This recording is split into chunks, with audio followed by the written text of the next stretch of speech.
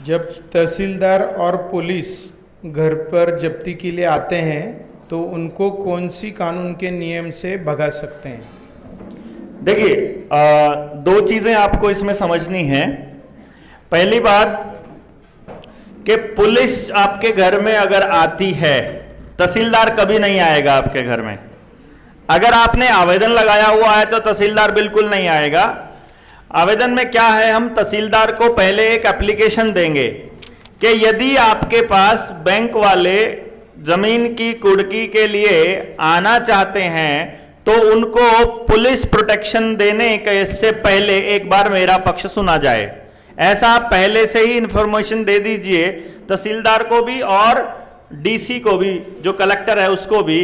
तो उसके बाद कलेक्टर के पास जब बैंक की एप्लीकेशन जाएगी तो हमारे को सुनना उनकी मजबूरी हो जाएगी। वो तारीख देते हैं हमेशा। वो क्या करेंगे, आपको तारीख देंगे कि इस तारीख से पहले आ गया तो हम तुमको बुला लेंगे। जैसे ही वो तारीख आएगी तब तक बैंक का कोई इंफॉर्मेशन नहीं आया तो वो अगली तारीख देंगे। ऐसा करके एक एप्लीकेशन वहां पे लगा आएंगे। दूसरा, आपको जानकारी होनी चाहिए कि जब भी पुलिस वाले आपके घर आते हैं तो आप उनसे एक बार एक सवाल पूछ लीजिए खाली कि आप हमारी तरफ हैं कि इनकी तरफ हैं, पुलिस वालों से। उसका कारण क्या है, पुलिस कभी भी किसी बैंकर के साथ नहीं आ सकती, कभी भी नहीं आ सकती। पुलिस का केवल इतना काम है कि यदि जो प्रक्रिया वहां होने वाली है उसमें अगर कोई लॉ एंड ऑर्डर टूटता है, अगर भंग होता है, तो उस केस में किसके ऊपर क्या मुकदमा करना है। समझ गए बात आप? नंबर 2, कोई जबरदस्ती आपके घर में नहीं घुस सकता। आपके घर में आपसे जब भी आपके ऊपर कोई केस की बारी आएगी, आपका घर कुर्की का जब्ती करने की बारी आएगी, तो आप में से किसी ने देखा है वो चिट्ठी? देखा है क्या आप में से? हाथ खड़ा करके बताएं, जुब्ती वाली चिट्ठी। 2 3, मेरी बात को बताना आप कि जब वो जब्ती वाली चिट्ठी आती है तो उसके अंदर जो शब्द लिखे होते हैं वो ये लिखे होते हैं कि शांतिपूर्ण तरीके से आप अपना घर सरेंडर कर दो, चाबी हमको सौंप दो, पोजेशन हमको सौंप दो। जबरदस्ती का कोई ऑप्शन वहां पर होता नहीं है। तो आप वहां अगर अड़ जाते हो, अपने पड़ोस को तैयार करके रखते हो, अपने लोगों को मना कर, जैसे अभी एक साथी बाहर बैठे थे तो खड़े थे तो पूछ रहे थे कि भाई लोन वाला अगर कोई एक आदमी है उसको तो तैयार कर सकते हैं, फिर 20 लोगों को कैसे तैयार करेंगे हम लोग? 20 लोग अभी अगर अपने पास नहीं है जो हमारे लिए खड़े हो जाएं, फिर हमको सबसे पहले खुद को 2 चांटे मारने चाहिए कि पूरी जिंदगी में हमने यार 20 लोग भी नहीं कमाए हैं जो हमारे ऊपर भरोसा करते हो या हम हमारे साथ खड़े होने को तैयार होते हो। और फिर दोबारा से स्टार्ट करो अपने जीवन को जीना, दोबारा से अपने लोगों की मदद करना शुरू करो कि यार 20 लोग कुछ भी नहीं होता है। ये नंबर तो हम हजारों लोगों को जानते हैं अपने जीवन में। तो आपको 2 बेसिस पर अपने लोगों को खड़ा करना है। या तो कोई इमोशनल लेवल पर आपका साथ देने को तैयार है, कोई आपका दोस्त है, रिश्तेदार है, पड़ोसी है, इस लेवल पर। नहीं तो आप समझाकर अपने साथ खड़ा कीजिए। अब अगर कोई पड़ोसी है, पड़ोसी को आपका साथ देना चाहिए, ये बताने की जरूरत मेरे ख्याल से है नहीं। लेकिन आप क्या करोगे, पड़ोसी के साथ बैठकर सिस्टमैटिक तरीके से अपनी इन पूरी बातों को उनको समझाइए। न्यू वर्ल्ड ऑर्डर नहीं समझ में आता है, मान लो वो मोतीलाल को पसंद करता है या किसी दूसरी पार्टी को पसंद करता है, जो आप तो बताओगे, तो जब आप बताओगे तो सारी पॉलिटिकल पार्टियां उसमें शामिल हो जाएंगी। लेकिन मान लीजिए वो उस पॉलिटिकल पार्टी का साथ देता है जिसकी सत्ता है इस टाइम पे, तो आप उसको सरकार के खिलाफ मत बोलिए, उसकी सरकार के खिलाफ मत बोलिए, सरकार बोल दीजिए। सरकार कौन? मतलब जो भी सरकार, सारी सरकारें इसमें शामिल है ना। तो इसमें तो इंडिया की भी शामिल है, इसमें तो जापान की भी शामिल है, इसमें तो भूटान की भी शामिल है, इसमें तो अमेरिका की भी है और श्रीलंका की भी है, पाकिस्तान की भी है। दूसरा, उनके साथ थोड़ा सा आपको भाईचारा तो बढ़ाना पड़ेगा पड़ोसियों के साथ। मतलब मेलजोल जो पहले टूट चुका है उसको दोबारा से कायम करना पड़ेगा। उसके लिए सामान का आदान प्रदान करना है, बच्चों का साथ खेलना है, कोई आप मतलब वॉलीबॉल का नेट लगाकर खेलना शुरू कर सकते हो पड़ोस में कोई खाली प्लॉट में, या कुछ भी एनीथिंग, कोई भी एक्टिविटी, ग्रुप एक्टिविटी आप अपने कर सकते हो, लेकिन कुछ ना कुछ ऐसा करना पड़ेगा कि आप लोगों के साथ लगातार जुड़े रहें, उनके लिए काम आओगे। पहले आपको काम आना पड़ेगा, फिर सामने वाला आपके काम आएगा।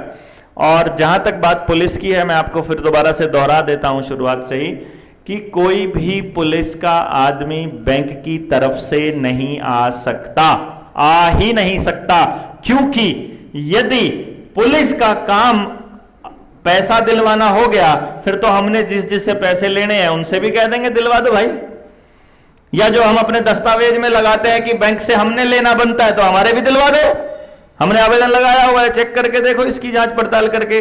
तो पुलिस केवल लॉ एंड ऑर्डर के लिए आती है। हम जो आम जनता है, हम डर जाते हैं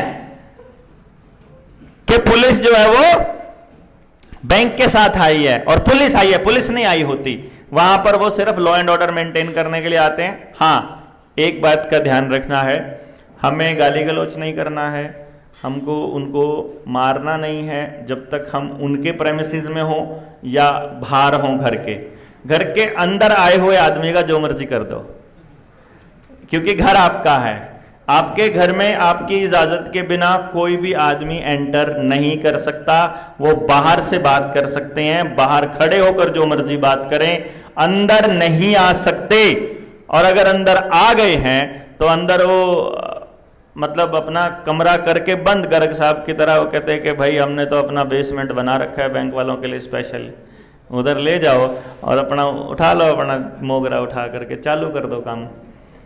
कोई कुछ कर ही नहीं सकता, क्योंकि वो आपके घर में है। फिर आप बोलो कि हमको लूटने आया था, कि मारने आया था, कि हमला करने आया था, कोई दिक्कत ही नहीं है। आत्मरक्षा में आप जो मर्जी सवाल उठा सकते, कुछ भी कर सकते हो, मतलब कोई भी कदम उठा सकते हो। तो पुलिस के लिए एक दूसरा पॉइंट और है। अभी कुछ दिन पहले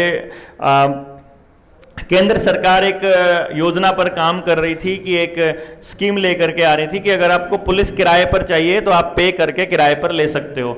हवलदार का ये रेट है, सिपाही का ये रेट है, पता है ना, पढ़ी होगी आपने खबरें, वो इंस्पेक्टर का ये रेट है, डीएसपी का है, पूरा थाना चाहिए तो ये है, एक पीसीआर चाहिए तो ये है। तो किराए पर वो तो मतलब पैसा दे के अगर कोई लेके आया है तो अपन भी ले आएंगे किराए पर, उसमें क्या है, फिर तो सारा मोहल्ला पुलिस खड़ी कर लेगा वहां किराए पे खड़ा करके।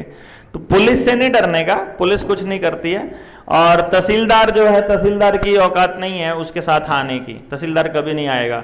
हाँ, सरफेसी एक्ट में डीसी जो है एडीसी ऑर्डर पास कर देता है उसका, अगर कुड़की का, वो उससे पहले 13/2, 13/3 के ऑर्डर जब वो नोटिस देता है तो उससे पहले हमारे पास कोई आवेदन का जवाब हमारे पास होना चाहिए। और फिर प्रक्रिया लंबी है। देखो सीधी सी बात है, सरकार और बैंक ये दोनों के दोनों हैंड इन हैंड करके काम कर रहे हैं। तो आपके लिए तो कोई काम नहीं कर रहा है, एक बात को ध्यान रखिएगा। इनको आपसे कोई मतलब नहीं है, कानून से कोई मतलब नहीं है, न्याय से कोई मतलब नहीं है। इनको तो आपकी जमीन, मकान, दुकान, गाड़ी, ट्रैक्टर सब कुछ चाहिए। ये किसी भी हाल में आपको मतलब बिल्कुल खाली करना चाहते हैं। अब आपके ऊपर है कि आप इनका कितना साथ लेते हो और इनका कितना साथ देते हो और इससे कितना डरते हो और कितना खड़े होते हो। तो ये निश्चय कर चुके हैं कि आपको कंगला करना है। अब आपके ऊपर है कि आप अपने निश्चय कर लो कि हमें अपना संगठन बनाना है, हमें अपने लोग जोड़ने हैं। इसका इलाज केवल संगठन है। चाहे फिर मुख्यमंत्री आ जाए, प्रधानमंत्री आ जाए, सारी पुलिस, सारी फौज खड़ी थी ना किसानों के आगे। जब संगठन है तो कर लो, क्या करना है, नहीं चाहिए तो नहीं चाहिए, कानून ये बनना चाहिए तो बनना चाहिए, देश की जनता ये मांग रही है, बात खत्म। तो कर लो आप इस लेवल पे तैयारी अपनी, नहीं तो गुंडागर्दी सहन करते रहो, नहीं तो मरते रहो। यही नियति है, ये लोग तय करके बैठे हैं। आप अपने हिसाब से चलाना चाहते हो अपने जीवन को या इनके हिसाब से, ये तो आपने ही तय करना है। नेक्स्ट। डीएम ऑर्डर कितनी बार निकलती है, एक या अनेक बार? एक ऑर्डर तो एक ही बार निकलता है, अनेक बार तो निकल ही नहीं सकता है। एक बार निकल गया, मान लीजिए कोई आदेश, मान लीजिए आपका कोई आदेश हो गया कि हमें 18 तारीख को इसका मकान का कुड़की करना है, वो एक ही बार आएगा। या तो उसमें ऐसा लिखा होगा 18 तारीख को हम आएंगे, या उसमें लिखा होता है 18 तारीख तक हम आएंगे। तो 18 तारीख तक लिखा है तो 18 तारीख तक का मतलब ये है कि 18 तारीख तक वो जितनी बार मर्जी आना चाहते हैं, और 18 को बोला है तो वो एक ही आएगा, फिर नई सिरे से प्रक्रिया चालू करनी पड़ेगी अगर आपने एक दिन चुका दिया तो। और दिन छिपने के बाद, सनसेट के बाद कोई आपके घर के आसपास नहीं रह सकता है, तो आपके पास वो आएंगे 11-12 बजे, आपने 5-6 घंटे टाइम पास करना है उनका, बढ़िया से खड़े रहो, लड़े रहो, नारे लगाते रहो, बोलते रहो, हमारी लाशों के ऊपर से ही जा सकते हो, ये वो कुछ याद कर लो डायलॉग, बाकी मैं आपको बताऊंगा कानून है। चालू कर रहा, वो इतने में डर जाते हैं बेचारे, आंख में आंख डाल के बात करोगे तो। नेक्स्ट, अभी ये वैसलीन बोल देना इसकी जगह पर। हाँ, जिसने वैसलीन लिया है उन्होंने अब क्या उपाय करना चाहिए कि ताकि उनका स्वास्थ्य अच्छा रहे, इसके बारे में मार्गदर्शन करें। इसके बारे में तो विनायक भाई हैं, अगर आपके पास हैं, इन्होंने भी काफ़ी डिटॉक्स के ऊपर काम किया है। बाकी जो आप जिसने भी लिया, वैसलीन तो समझ गए ना, अमृत प्याला जो लिया हुआ है, पनीर टिक्का लिया हुआ है अगर, तो उसमें अगर उससे काम नहीं चलता है और आपको लगता है कि अभी हमको और कुछ चाहिए, तो जो डेटा प्रूफ, डेटा के साथ जिन्होंने काम किया है, डॉक्टर सूजन ने किया हुआ है, उनकी किट जिसके पास उनका कॉन्टैक्ट नंबर हो उनसे ले सकते हैं, नहीं तो मैं नंबर बोल देता हूं, आप नोट कर सकते हैं, 8557857235। ये शुभम का नंबर है, आप उसको मैसेज करके एक बंदा 2 किट मंगवा ले, मतलब घर में 2 लोगों ने ले रखा है तो 4 किट मंगवा लेना। 85578 और 57235, शुभम मान। आप इनको कॉल करना, ये कैसे लेना है, किस तरह से डिटॉक्स करना है, वो सब बता देंगे। आप टेस्ट करवाना कर चाहते हैं तो टेस्ट करवा के, क्योंकि हमने अभी तक 1000 लोगों के करीब हम लोगों को दे चुके हैं, और रैंडमली हम लोग कैलकुलेट करके पूछते हैं। हाँ, पंचगव्य जो है वो एक बड़ा मतलब साधन है, क्योंकि एक्चुअली क्या करना होता है, आपको अल्कलाइन जो मतलब पार्ट है बॉडी के अंदर वो बढ़ाना होता है, और चाहे ऑक्सीजन की कमी है उस केस में भी, आपको कैंसर है उस केस में भी, और अगर टॉक्सिन्स आपकी बॉडी में आ गए हैं उस केस में भी, तो पंचगव्य अपने आप में पूरी तरह से डिटॉक्स करने में सक्षम है, तो आप लोग उसको भी यूज़ कर सकते हैं। नवनाथ भाई है ही हैं आपके पास में, कोई दिक्कत नहीं है। अगर भविष्य में पैंडेमिक आता है और तब कोई टीका बंधनकारक होता है तो उसे कैसे बचा जाए? देखिए, मुझे लगता है कि इसका जवाब मैं ऑलरेडी दे चुका हूँ। हमारे हरियाणा के अंदर जब 12 से 14 साल के बच्चों को लगने लगा था, उस टाइम पर आप यकीन नहीं मानेंगे, हमारे कई जिले ऐसे थे जहाँ टीकाकरण का जो नंबर था पूरे जिले में वो 0 था। 0 मतलब अवेयरनेस और लोगों के अंदर हिम्मत जगाना कि तुम्हारा शरीर है, उसके साथ कोई जबरदस्ती करे तो कोई कानून कुछ नहीं देखना, सीधा काम कर दो। हमने तो गांव वालों को सीधा बोल दिया था, और आपको बोल रहा हूं, अगर आप गांव को जगाने में तैयार हो गए तो हर गांव में 5 से 10 लठ होने चाहिए मोटे मोटे, जिनके ऊपर जेएसएम की ब्रांडिंग हो, कि जिसके लगे टांगों पे जेएसएम छपना चाहिए, ठीक है ना। या सीधा कमर में और सीधा अनाउंसमेंट कर दिया जाए कि गांव में 5 मलंग ऐसे हों जिनको बोल दें गांव के बुजुर्ग कि भाई तुम्हारी छुट्टी है, तुमको अगर जेल हो गई तो तुम्हारे घर वालों को हम देखेंगे, तुम्हारे बच्चों का पालन पोषण हम करेंगे। तुमने एक ही काम करना है कि जो सरकारी आदमी घुस जाए गांव के अंदर, क्योंकि अगर 19 नवंबर में देश से लोग आते हैं और हम लोगों को इतना सहारा मिलता है, यकीन मानिए हम जितनी भी बातें सरकार के सामने रखेंगे, हम उनकी डेडलाइन देंगे कि इतने तारीख तक हमारी बातें पूरी हो जाने चाहिए। अगर उस दिन तक पूरी नहीं हुई तो कोई भी सरकारी कर्मचारी गांव में घुसा तो वो जेएसएम वाला लठी लगेगा, बस फिर कोई आदमी नहीं घुसेगा, फिर सरकार नाम की चीज गांव से खत्म कर देंगे हम लोग। मतलब सीधी सी बात है कि डेडलाइन पूरी करनी है, तो अब सीधी सी बात है, आप मालिक हो, नहीं कोई कर रहा है तो जबरदस्ती करनी पड़ेगी। हमें क्या है, सरकार भी तो जबरदस्ती कर रही थी ना, घरों में बिठाने के लिए लॉकडाउन लगाया था, जब लठ नहीं मारती थे पुलिस वाले, बाहर निकले हुए लोगों को मारते नहीं थे क्या? है? ये जबरदस्ती कर रहे हैं तो हम मालिक तो हम है, नौकर हमारे ऊपर जबरदस्ती कर गया, उसकी क्या होगा? अगला नंबर अपना है, वो हिसाब हम करेंगे उनका ना। आओ तुमको देखते हैं कौन क्या करता है, और गांव को जगा लो, आपको टेंशन ही नहीं है किसी। फिर कोई जबरदस्ती नाम की चीज तो तब है ना जब अकेले अकेले खड़े हैं यार। इतने सारे लोगों के साथ जबरदस्ती करके दिखाए कोई सवाल ही पैदा नहीं होता इसके लिए। तो छोड़ दीजिए वहम तो कि दोबारा कोई आएगा, दोबारा कोई करेगा, वो टाइम गया।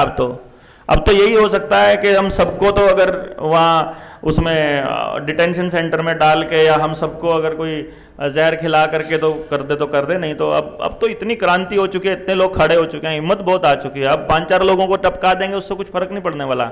अब तो विचार बहुत बड़ा हो चुका है। ये राजीव भाई के मतवाले खड़े हो चुके हैं, जो मतलब जोश ढीला हो रखा था, नहीं होगा, पता नहीं होगा कि नहीं। मेरे ख्याल से अब तो जोश पूरा है ना।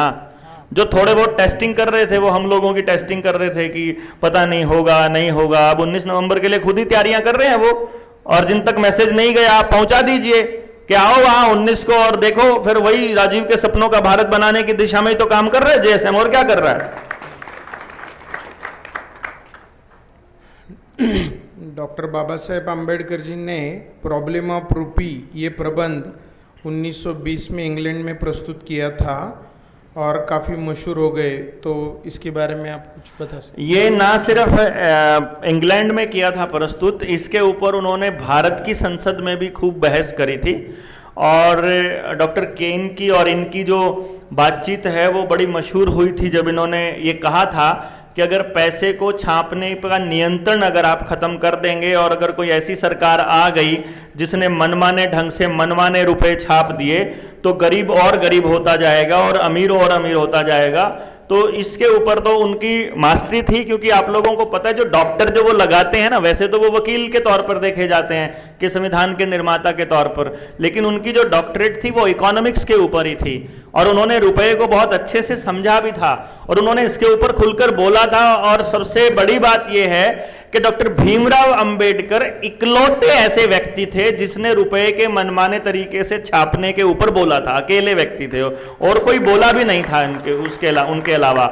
ना गांधी बोला, ना नेहरू बोला, ना पटेल बोला, ना खटेल बोला, ना जटेल बोला, कोई ना बोला। एक डॉक्टर अंबेडकर ही बोले थे खाली। तो और उनको मालूम था ये कि इस देश के अंदर गरीबी का बहुत बड़ा कारण जो आया है, जो पिछले कुछ सालों में आया है, जो हम लोगों को जो हमको दिखाया गया है बेसिकली ना, कुछ चीजें ऐसी हैं जो हमारे सामने गलत तरीके से प्रस्तुत की गई, और जिसको डॉक्टर भीमराव अंबेडकर या बाकी लोग, या एक वर्ड यूज कर लेते हैं ये लोग, दलित शब्द यूज कर लेते हैं, या गरीब लोग से यूज कर लेते हैं, अछूत शब्द यूज कर लेते हैं। ये सब चीजें हमारे दिमागों में डाली गई हैं। एक्चुअली ये अपने समाज का कोई हिस्सा थे नहीं। जैसे सती प्रथा है, अब आप में से आप कोई हो, आपका जानकार कोई रिश्तेदार हो, मान लो दंत कथाएं हम सुनते हैं अपने परिवारों की, हमारे परिवारों में ऐसा होता था, तो आप में से कोई भी व्यक्ति ऐसा नहीं होगा जिसने कभी सुना हो कि आपके परिवार में कोई सती हुई हो। मतलब किसी ने नहीं सुना, पूरे भारत में कोई आदमी ऐसा नहीं मिलता जिसके परिवार से कोई सता। तो सती प्रथा थी कहां से? थी नहीं सती प्रथा। ये जानबूझ के हमको बचपन से सवाल, सती प्रथा का अंत किसने किया, सती प्रथा का अंत किसने किया, वो ड्रामा चालू किया। इसी तरीके से महिलाओं की बात है, हमारी महिलाएं कितनी साक्षर होती थी, इस बात का अंदाजा इस बात से लगाया जा सकता है कि भाई हमारा पैसा रुपए का जो हिसाब किताब है सारी महिलाएं रखती थी, आदमी अपने पास पैसा रखता नहीं था। दूसरा इस बात से लगाया जा सकता है कि वो आयुर्वेद की कितनी बड़ी जानकार रही होंगी कि हमारे घर में कोई भी बंदा बीमार हो गया, उसको दवाई बूटी क्या देना है, खाना क्या बनना चाहिए, किस तरह का सारा ज्ञान उनको होता था घर में रहते हुए। तो आप ये सवाल तो छोड़ ही दीजिए कि, और जब सारा, क्योंकि एक आदमी को तो संभालना होता है। अगर जो नेचुरल तरीके से आप मेरी बात करते हैं, जैसे मैं आज पेरेंटिंग पे बात करता हूं, तो पेरेंटिंग एक ऐसा मुद्दा है जिसमें मैं ये बोलता हूं हमेशा माँ बाप को कि एक बच्चे को पालने के लिए हमको पूरा गांव चाहिए होता है, पूरा गांव, और एक बंदा 24 आवर चाहिए होता है। तो 24 घंटे उस बच्चे के साथ कौन रह सकता है? जो सबसे ज्यादा कनेक्टेड है, और वो है माँ। तो घर परिवार आपका केवल तभी सुरक्षित है, बच्चे आपके तब तक स्वस्थ मानसिकता के रहेंगे जब तक मां बच्चे के साथ कनेक्टेड रहेगी। और यह बात को मां ने समझा था और खुद जिम्मेदारी ली थी। यह नहीं था कि उसको चूल्हे चौके तक सीमित रख दिया था, ऐसा ड्रामा करा गया कि मैं सिर्फ रोटी बनाने के लिए ही हूं क्या। अरे भाई, तुम्हारे पास एक नेचुरल कला है, औरत के पास एक नेचुरल टेंडेंसी होती है। पहली नेचुरल टेंडेंसी यह होती है कि वो अब मतलब 24 घंटे भाव में रह सकती है। वो उसने अपने बच्चे को जब दूध पिलाना है, अपने बच्चे को जब खाना खिलाना है, अपने परिवार को जब खाना खिलाना, आदमी तो भाव विहीन भी हो जाता है कभी, औरत कभी भाव विहीन नहीं होती है। और हमको बचपन से सिखाया बताया जाता है कि हमको मालूम है कि जैसा खाए अन्न वैसा होए मन, तो औरत जिस तरह के भाव में रहेगी वैसा ही भाव उस खाने में जाएगा और वैसे ही हम लोग बनेंगे। तो इसीलिए इन्होंने क्या किया कि खाने को भी कमर्शलाइज करना शुरू कर दिया और औरत की जगह, घर की औरत की जगह आया से खाना बनाना, कुक रखना और ये ड्रामा चालू करना कि और इसकी जगह पे तो एक नौकरानी रख दो, ऐसा कर दो। वो नहीं है यार, वो अपना घर बनाने का काम कर रही थी कि आप एक काम तुम कर लो, बाहर का काम तुम कर लो, घर का मैं कर लूं। नहीं तो आदमी थोड़ा इतना भाव में रह सकता है, वो थोड़ा प्रैक्टिकल ज्यादा होता है, वो फिजिकल ज्यादा होता है, वो मतलब इमोशनल ज्यादा होती है और ये उसकी स्ट्रेंथ है। तो उसको बड़े सिस्टमैटिक तरीके से हमने अपना बांटा हुआ था और उसको उन्होंने इस तरह से डाल दिया कि हमारे बच्चों के दिमाग में, नए बच्चों के दिमाग में जहर डाल दिया। फिर पूरे परिवारों को तोड़ने के लिए उन्होंने ऐसा किया। जब से ये एकता कपूर आई है, जितेंद्र की बेटी, इसने तो, इसको तो ठेका मिला हुआ है अपने देश के सारे समाज को तोड़ने का। मतलब इसने पहली बार बताया कि सास और ननंद मिलकर षड्यंत्र रचती हैं भाभी के खिलाफ, मतलब बहू के खिलाफ में। तो हमारी लड़कियां जो है वो पहले ही, शादी से पहले ही कहने लग गई, मैं गांव में नहीं रहने वाली, मैं तो शहर में रहूंगी, और मैं ज्वाइंट फैमिली में नहीं जाने वाली, मैं तो अकेली रहूंगी, मुझे तो शादी होते ही सबसे पहले अलग होना है। ये सारी बातें उसने, टीवी ने हमारे दिमाग में जहर डाला सारा का सारा, अदरवाइज ऐसा कुछ था नहीं। और दूसरा जो बिंदु था आपका इसके अंदर कि जो डॉक्टर भीमराव अंबेडकर थे, अगर उस टाइम की, उस समय को, जिस बात के लिए मैंने ये बातचीत शुरू करी थी वो मैं आपको बता दूं, क्योंकि ये फिर मौके बहुत कम मिलते हैं, तो एक एक चीज को एक दूसरे से कनेक्ट करने का मौका मिला हुआ है। जैसे एक अछूत शब्द का बड़ा गलत तरीके से इस्तेमाल किया गया समाज को तोड़ने के लिए। असल में क्या था, आपने अगर नोटिस किया हो, अगर गांव में मान लो एक भी चमार का घर नहीं है, तो हमारे बुजुर्ग जो थे वो दूसरे गांव से चमारों के एक परिवार को ला करके अपने गांव में बसाया करते थे कि नहीं भाई हमको चाहिए। और फिर कुम्हार नहीं है तो कुम्हार को लाया जाता था, जुलाहा नहीं है तो जुलाहे को, मतलब बसाया जाता था। बेसिकली पूरा का पूरा समाज ही तब बनता था जब 36 की 36 बिरादरी एक साथ में रहती हो उस गांव के अंदर। 36 बिरादरी मतलब 36 की 36, 35 भी है तो वो समाज होता ही नहीं। कुछ लोग कहते हैं राजपूत समाज, जाट समाज, ये समाज होता नहीं, ये तो अलग एक ग्रुप है। समाज का तो मतलब ही है कि जिसमें 36 की 36 बिरादरी हो। अब उन लोगों ने क्या किया था, वो थोड़े से लोग ऐसे थे जो आपस में एक दूसरे को बड़े इज्जत के भाव से देखते थे। मेरे ख्याल से ये अभी तो बेशक आया हो गरीब अमीर का दिखने का, लेकिन मैं जब छोटा था तो मैंने अपने गांव में, मैंने अपने पिताजी की हालत, मतलब अपने पिताजी को खेत में काम करते देखूं, या गांव या खेत में कोई दूसरा मजदूर आया हुआ है गरीब आदमी, मैंने दोनों में फर्क देखा ही नहीं कभी। मेरे पिताजी के भी ऐसे ही कपड़े होते थे जैसे उनके कपड़े होते थे। खेत में काम करने वाले आदमी दोनों के दोनों एक जैसे के कपड़े होंगे जब खेत में पसीने में लथपथ होंगे। तो उसके बाद वो मतलब वही गाय भैंस उनके घर में, वही गाय भैंस हमारे घर में, वही वो खाते थे वही वो खाते थे, वैसा ही मकान लगभग उनका होता था वैसा ही हमारा होता था। ये तो हमको ग्लोरीफाई करा गया कि जिसके पास ज्यादा पैसा है वो पक्के मकान में रहेगा, वो गेहूं की रोटी खाएगा, मतलब वो अमीरी का स्वाद चखाने के लिए हमें समाज को एक दूसरे से तोड़ा गया। वरना हम तो सिस्टमेटिक तरीके से सब एक ही चीज खाते होते थे।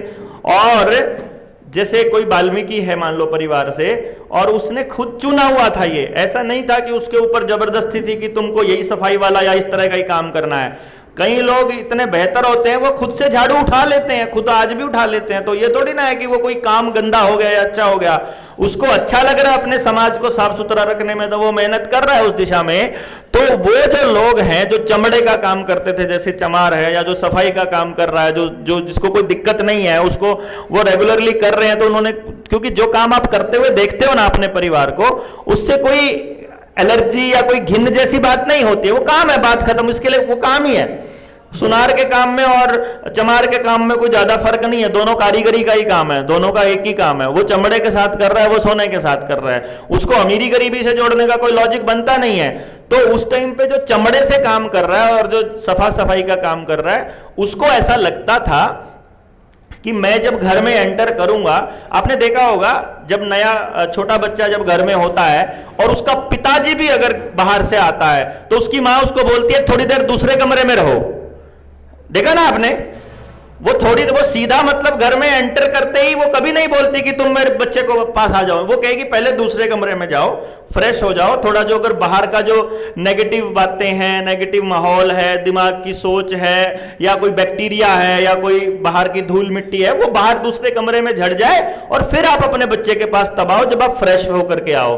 तो ये तो क्योंकि घर का आदमी है। अब बाहर का आदमी जो चमड़े का ही काम कर रहा है या जो मतलब उसमें गारा में कीचड़ में ही हाथ मार रहा है, तो वो आदमी जब घर में एंटर करेगा उसको सीधा किचन में कैसे एंट्री दे दी जाएगी? तो वो आदमी खुद वैसी जगह पे वो कहता था कि मैं थोड़ा सा बाहर बैठ जाता हूं और मेरे अलग बर्तन दे दो, मैं अपने ही बर्तन से खा लूंगा, तुम्हारे वाले बर्तनों में मैं ये चमड़े वाले बर्तन, ये अपने वाला जो बैक्टीरिया है ये मैं उधर किचन में ना जाए, इसीलिए वो अपना अलग रखता होता था। ये आपस की अंडरस्टैंडिंग थी उनकी, ना कि कोई समाज का एक तबका दूसरे तबके को रिजेक्ट करके या उसको अछूत मानता था, ऐसा कोई सीन था नहीं।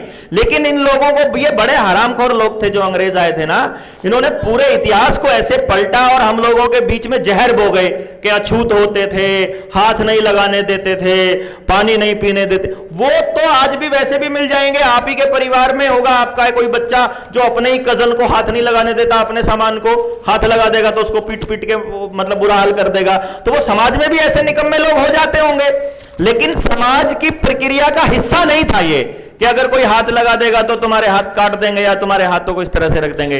ये फिल्मों में ऐसे प्रचारित किया जाता है और आपके दिमागों में जहर डाला जाता है समाज के, ताकि लोग एक दूसरे से कटे रहें।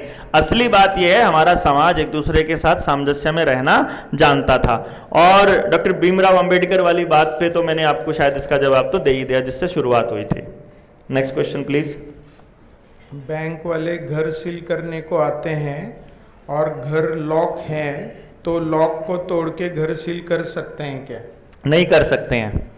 हाँ, ये है क्योंकि उनकी गुंडागर्दी चलती है, कानून उनके हाथ में है, कानून उन्हीं का साथ देगा, और आपके साथ कोई आदमी होंगे नहीं तो कोई भी आके फिर कुछ भी कर सकता है भाई। फिर तो रिकवरी वाले आपकी गाड़ी भी छीन के ले जाएंगे, फिर तो आपके घर में घुसकर आपसे पैसे भी वसूल ले जाएंगे, आपको वो आत्महत्या करने के लिए मजबूर भी कर देंगे, फिर तो वो कुछ भी कर देंगे ना। गुंडागर्दी जब चल रही है, कानूनन वो ऐसा नहीं कर सकते। और फिर वो ऐसा ड्रामा करेंगे कि पुलिस को लेके आएंगे, पूरी वीडियोग्राफी होगी, पूरा सामान रखेंगे कि इतना सामान था, वो सब जो है, और फिर कब्जा लेंगे और फिर सील लगाएंगे और फिर रिपोर्ट दर्ज कराएंगे, सब है, पर एक्चुअली नहीं ले सकते। हम हमारा वीडियो रिकॉर्डिंग कर सकते हैं ना अधिकार से? हाँ बिल्कुल कर सकते। हाँ हाँ बिल्कुल कर सकते हैं। आप कोई भी पुलिस का अधिकारी कोई भी होता है, आप उसकी रिकॉर्डिंग कर सकते हो, ये आपका अधिकार है, आप मालिक हो इस देश के। आपने कहा कि जमीन और पशु ही हमारा है या संभालना है, लेकिन ये भी अभी सरकार छीन लेगी, वो सब कुछ ले सकते हैं तो क्यों नहीं लेंगे? नहीं समझा ये क्वेश्चन। हम देंगे ही नहीं ना, इसलिए नहीं लेंगे। वो ये कहना चाह रहे हैं कि सरकार तो ले लेगी, वो तो तब ले लेगी जब हम अकेले हैं। मैंने आपको बताया कि सरकार की मनमर्जी केवल तब तक है जब देश के लोग बटे हुए हैं और एक दूसरे से अलग हैं। जैसे ही संगठित होकर किसान बॉर्डर पर बैठा, उसने बोला मुझे नहीं चाहिए ये कानून, तो नहीं चाहिए, सरकार बेबस हो गई, उसको वापस लेने पड़े, भले ही 13 महीने लगे हों, लेकिन वापस लेने पड़े। संगठन की शक्ति के आगे कोई सरकार, कोई सेना, कोई पुलिस कुछ नहीं है। हाँ, बस ये देखना होगा जितना बड़ा हमारा ध्येय है उतनी ही बड़ी आहुति हमको देनी पड़ेगी। वो आहुति समय की भी हो सकती है, हमारे श्रम की भी हो सकती है, वो हमारी जान की भी हो सकती है, वो कुछ भी हो सकती है। तो जितना बड़ा ये यज्ञ है, जितना बड़ा ये हवन है, उतनी ही बड़ी आहुति अपने को देने के लिए तैयार रहना है। सरकार को केवल इसी बात से परेशानी हो जाएगी कि लोग अपने आप से कहते हैं कि अब हमें डर नहीं लगता है, अब तुम्हारी किसी चीज़ से डर नहीं लगता है, अब हम खड़े होकर लड़ने वाले हैं, हम अपने बच्चों को ऐसे तुम्हारे को ऐसे नहीं सौंपेंगे, हम लड़े बिना मामला खत्म नहीं करेंगे। और जब हम लड़ने चलेंगे तो जीत भी यकीनन हमारी ही होगी। संजीव भाई के लिए क्वेश्चन था, वर्ण और बिरादरी में क्या फर्क है, आप बता सकते हैं क्या? बिरादरी तो हम लोग क्या करते हैं कि अपनी एक जो कास्ट है ना उसको बिरादरी बोल देते हैं कि ये जाट बिरादरी का आदमी है, ये नाई बिरादरी से है। और वर्ण जो है वो काम के हिसाब से जो 4 वर्णों का जिक्र जिनका किया जाता है वो वर्ण है। उसमें जो सुनार है, सुनार की अलग बिरादरी हो गई और लोहार की अलग हो गई उसके अंदर, और जो काश्तकार है उसकी अलग हो गई। यहाँ पर दुकानदार अलग अलग हो गए तो दोनों की बिरादरियां अलग हो सकती हैं, लेकिन उनका वर्ण जो है वो वही रहेगा, जो वैश्य जो बेचने का काम कर रहा है। कर्ज मुक्ति से सरकार पे कुछ बोझ पड़ सकता है क्या? सरकार की बड़ी चिंता है आपको। सरकार को भी आपकी चिंता है कि आप कैंसर से बेशक मर जाएं, आप डिलीवरी करते टाइम मर जाएं, पैसा कितना ही खर्च हो जाए, आप चाहे आत्महत्या करना पड़े, चाहे आपकी ज़मीन चली जाए, चाहे कुछ भी हो जाए, लेकिन आपको कोरोना से नहीं मरने देगी सरकार। बाकी सब बीमारियों से आपको कुछ भी हो जाए कोई दिक्कत नहीं है। तो ऐसे ही करके सरकार के ऊपर जो बोझ पड़ने की बात है, देश के ऊपर सरकार पे क्या बोझ पड़ना है? सरकार को कभी जनता ने मतलब बोझ में रखा नहीं है, हमेशा जनता ने दिया ही है। अपना खून पसीना सरकारों का भरने में ही लगा रहे हैं हम। ये देखो कितने सालों से लूटते ही जा रहे हैं, लूटते ही जा रहे हैं, इनका भर नहीं रहा है, ना पहले की सरकारों का भरा ना आज की सरकारों का भरा, और ये अभी भी लगे हुए हैं दिन रात हमको लूटने में। और हम लोग दिन रात मेहनत कर कर के अपनी असली पूंजी इनको दिए जा रहे हैं, और इनके ऊपर बोझ क्या पड़ेगा? इनके ऊपर मतलब जो इनके ऊपर पड़ना चाहिए वो तो पड़ना ही चाहिए मुझे लगता है। बाकी सरकार क्या होती है मेरे ख्याल से अब तक अगर आपको समझ में नहीं आया है तो फिर हम क्या ही कह सकते हैं। हमारा अधिकार जो है हमको वो लेना है, सरकार के ऊपर कोई बोझ नहीं पड़ना। बैंक ऑलरेडी डूबने वाले हैं, पहले से मैं बता देता हूँ। बैंकों का खाता ज़ीरो होने वाला है, उसके लिए मैंने आपको बताया है, इंफ्रास्ट्रक्चर पहले ही तैयार हो चुका है। साइबर अटैक की रोज़ खबरें आपको जानबूझ के आपका माइंड प्रोग्राम करने के लिए सुनाई जाती हैं, और डिजिटल करेंसी लाने का खेल इसीलिए चल रहा है। हर कुछ डिजिटल लाने के लिए इसीलिए चल रहा है कि मैक्सिमम लोगों का खाता जब डिजिटलाइज हो जाएगा तो उसके बाद एक दिन साइबर अटैक आएगा और ख़त्म। ब्लैकआउट की तैयारियां चल रही हैं, शायद आपने देखा होगा। बिहार और बिहार के बाद आज की यूपी की खबर है कि हमारा कोयला ख़त्म होने वाला है और अब बहुत जल्दी बिजली का संकट आने वाला है। तो बिजली का संकट मतलब ब्लैकआउट है, साइबर अटैक है, ये सब एक साथ पैरेलल में चलेंगे। मतलब जब बिजली चली जाएगी एक हफ्ते बाद, सोचो आप, एक हफ्ते के लिए बिजली चली गई, आपको बिजली नहीं मिली, आपके पास इंफॉर्मेशन जानकारी कोई नहीं मिली, फिर अचानक बिजली आई और उस बिजली के बाद पता चला कि इस दौरान साइबर अटैक आके सबके खाते खाली हो गए और जो ये मेरी वीडियोस हैं, ये चैनल है, ये सब उड़ गया, कुछ नहीं मिलेगा। मैं आपको बता रहा हूं, क्योंकि आर्टिफिशियल इंटेलिजेंस आपके हर शब्द को कैच कर रही है कि कौन कौन आदमी कैसे कैसे शब्दों का इस्तेमाल कर रहा है। अगर वो सरकार के फेवर के हैं वो वीडियोस रहेंगी, सरकार के अगेंस्ट का एक कॉलम भी नहीं बचेगा। जिस शब्द में रॉथस्चाइल्ड का नाम लिया हुआ है, रॉकफेलर का लिया, बिल गेट्स का लिया और वर्ल्ड इकोनॉमिक फोरम का बताया, न्यू वर्ल्ड ऑर्डर बताया, ये सारा बताया ना, वो सारी वीडियोस जीरो मिलेंगी, एकदम जीरो। कोरोना में देख लिया ना, ठीक है ना, कोरोना में तो आपके सामने हुआ जो कुछ हुआ ना, कि आपने कोई बात सच्चाई लिखी, मान लो आपने वैक्सीन की सच्चाई लिखी, आपका चैनल गायब मिला, आपका वीडियो उड़ गया, आपका वो मतलब सब कुछ हो गया। तो वो तो आपको देखा, आपका रिस्ट्रिक्शन लगा, लेकिन अब रिस्ट्रिक्शन नहीं लगने वाला, अब आप सब गायब ही मिलेगा, मतलब वो वीडियो ही गायब मिलेगी। आप ढूंढते रहना, मिलेगी नहीं। आपने सोचा अरे मैंने हार्ड डिस्क में सेव करके रखी हुई थी, हार्ड डिस्क में सेव करके रखी हुई थी, आप हार्ड डिस्क लगाओगे कंप्यूटर में और अगर वो कंप्यूटर इंटरनेट से कनेक्टेड है, ठा वो वहां से भी उड़ जाएगी, कहीं नहीं मिलेगी आपको। आप देखोगे न्यू वर्ल्ड ऑर्डर आने से पहले, यानी कि ये जो 2019 का जो ये खेल चला था, जब ये जो कोरोना आया और जब लॉकडाउन लगा, उससे पहले अगर आप इल्यूमिनाती वर्ड सर्च करते थे तो उस शब्द से रिलेटेड कुछ भी नहीं मिलता था। रॉथस्चाइल्ड नाम का कोई आदमी एग्जिस्ट नहीं करता था 2020 से पहले। ये मैं आपको बता रहा हूं, हमने किताबें पढ़ पढ़ के सर्च किया कि हम गूगल पे सर्च करते हैं दूसरी किताबों पे, कहीं कोई जिक्र ही नहीं होता था उस फैमिली का। आज हमारे सामने जिक्र है, लोगों ने एडिट करके वेबसाइटें बना के सब डाल दिया है, वो डाल दिया। अब क्योंकि वो ग्रैंड फिनाले खेलने के मूड में है कि 2030 तक हमने ये सब करना है, और हम भी उस मूड में आ गए हैं कि चलो हमने सामने का हो जाए, तो अब वो एक साइबर अटैक के जरिए जो ये कीवर्ड है, इन कीवर्ड से जुड़ी सब कुछ डिलीट हो जाएगा, तो आपके पास फिर इंफॉर्मेशन नहीं बचेगी। अगली पीढ़ी को समझा ही नहीं पाओगे, अगली पीढ़ी बोलेगी सठिया गया है बूढ़ा क्योंकि तब तक हम लोग 10-20 साल में 60 के हो ही जाएंगे ना, तो बोलेंगे ये बूढ़े को कुछ आता है नहीं। क्योंकि हम लोग भी तो अपने बुजुर्गों को ऐसे बोलते थे कि यार ये बैठा बैठा बोलता रहता है, कुछ काम की बात है, कुछ बिजुल की है। असल में वो उनके अनुभव बोलते होते थे, हम लोगों को वो हमें लगते थे कि हम ही बोल रहे हैं। हम लोग खर्चा करते थे, अरे उतने ही पैर पसारो जितनी बड़ी चादर हो, अरे कर्जा नहीं लेना चाहिए, अरे लोन नहीं लेना चाहिए, जमीन नहीं बेचनी चाहिए, शहर नहीं जाना चाहिए, कपड़ों में कुछ नहीं रखा है, खानदानी आदमी होना चाहिए, सारी शब्दें बोलते थे ना। हम क्या है, क्या कुछ पता है नहीं है, खाम खाई तरक्की क्या होती है, वो क्या होता है, ऐसे ऐसे शब्द बोल के हम उनकी बातों को रिजेक्ट करते होते थे।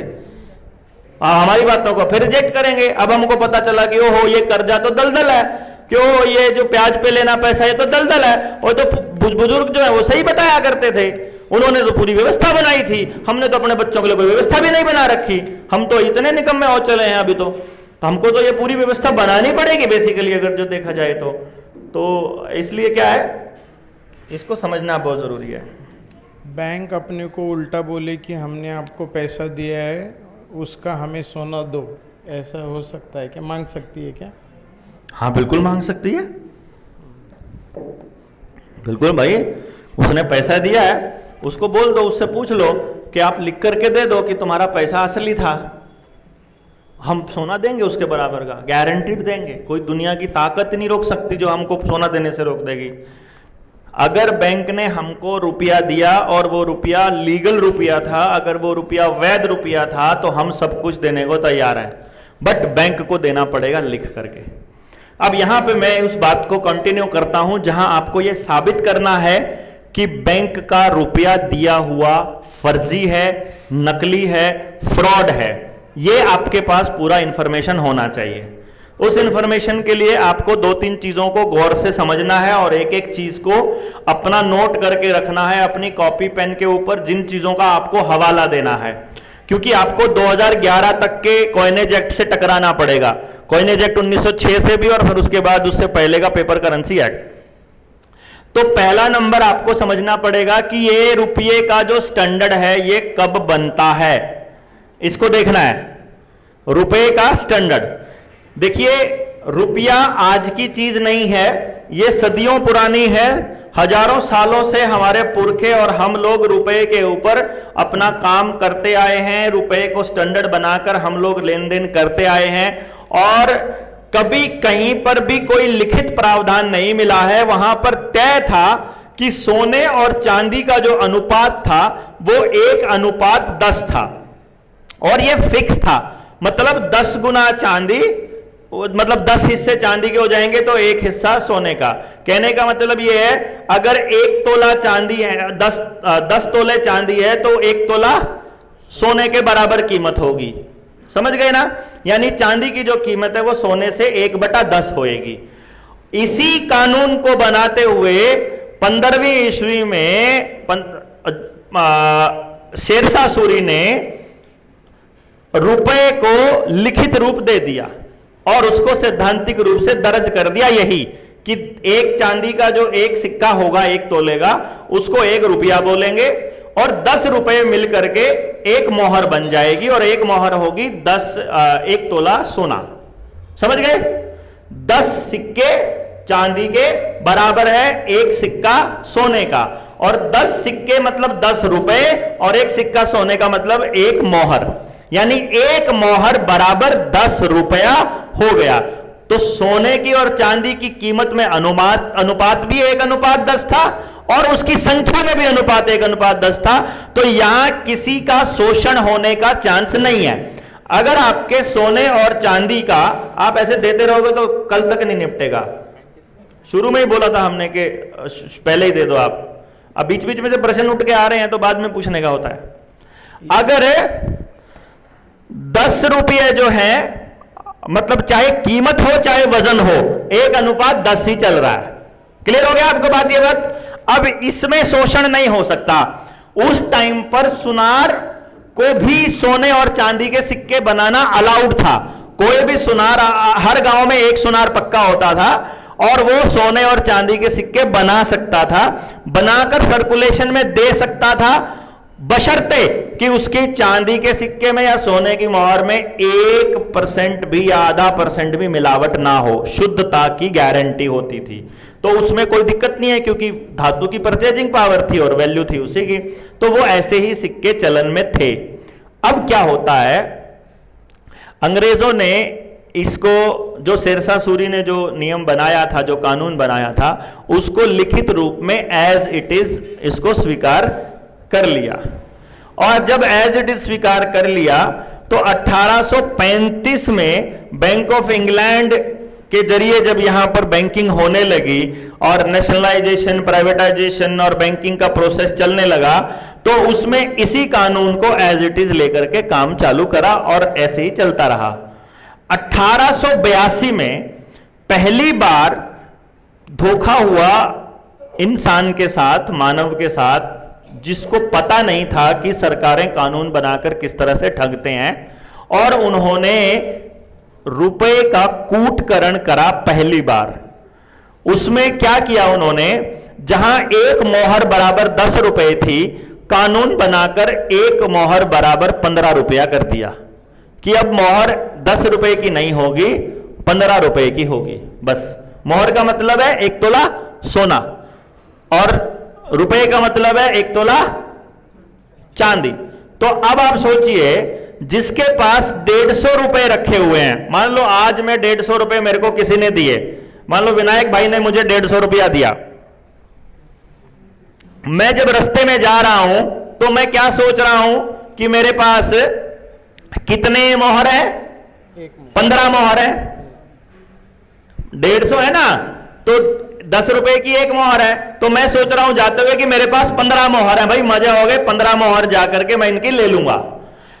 अब मैं रात को सोया, दिन में उसी टाइम पर जब मैं घर जा रहा हूं, उसी टाइम पर संसद की कार्रवाई चालू है और वहां पर नियम बन गया कि एक मोहर बराबर 15 रुपए। तो अगले दिन जब मैं सुबह उठता हूं और अखबार में खबर पढ़ता हूं तो मैं देखता हूं और तरह की, अब 150 मोहर में 150 रुपए में कितनी मोहर आएंगी? अब 10। यानी सीधा सीधा 1/3 सोना खा गए वो। समझ गए ना?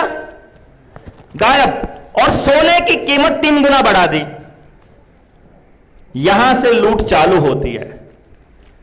अब चांदी और सोने की कीमतों में अनुपात भी गड़बड़ा गया और रुपए का कूटकरण भी कर दिया, जिसको डिवैल्यूएशन बोलते हैं। और ये आखिरी डिवैल्यूएशन था कानून के हिसाब से किया हुआ। ये आपको नोट करना है। क्या था ये? आखिरी कूटकरण था।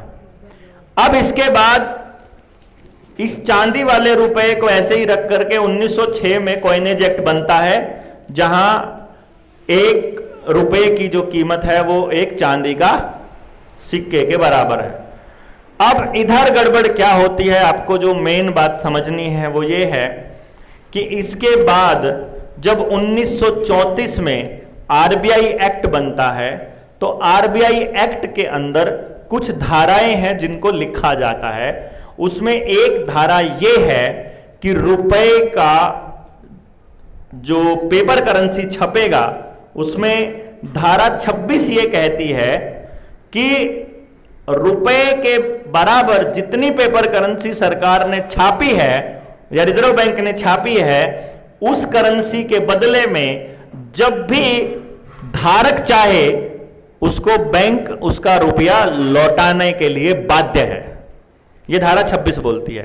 यानी आप अगर अपना 2000 का नोट लेकर जाते हो तो मानक के अनुसार वो उसका पैसा देने के लिए बाध्य है। यहीं पर आईपीसी की धारा 489 की ABCDE ये कहती है कि कोई भी व्यक्ति अगर कूटकरित रुपए में कारोबार करता है, डिवैल्यूएटेड रुपए में कारोबार करता है, तो 8 साल से लेकर आजीवन कारावास तक की उसको सजा हो सकती है। और दूसरा, इसी के अंदर आईपीसी में ही मेंशन है कि कोई भी कानून, कोई भी सरकार, कोई भी व्यक्ति रुपए का कूटकरण नहीं कर सकता, मतलब उसको डिवैल्यूएट नहीं कर सकता। यानी कि जितना डिवैल्यूएशन किया है वो सारा का सारा इलीगल है। तो आपके रुपए के बराबर वही मानक अभी होना चाहिए जो पेपर करेंसी एक्ट 1882 कहता है, एक मोहर बराबर 15 रुपए। और उस एक मोहर है 1 तोले की, यानी 11.664 ग्राम सोना डिवाइडेड बाय 15 करोगे तो 777 मिलीग्राम सोना बनता है 1 रुपए में, यानी 1 रुपया बराबर है 777 मिलीग्राम सोना। तो जब भी हम रुपए का कोई कागज लेकर जाएंगे तो बैंक इसके हिसाब से हमको रुपया देने के लिए बाध्य है। ये 1934 की हमारी आरबीआई एक्ट की धारा 26 हमको बताती है। अब इस दौरान अगर किसी ने रुपए की वैल्यू को कम किया है तो वो जेल जाने के लिए तैयार रहे। लेकिन इन्होंने क्या किया, इस चीज को छुपाने के लिए कॉइनेज एक्ट 2011 बना दिया।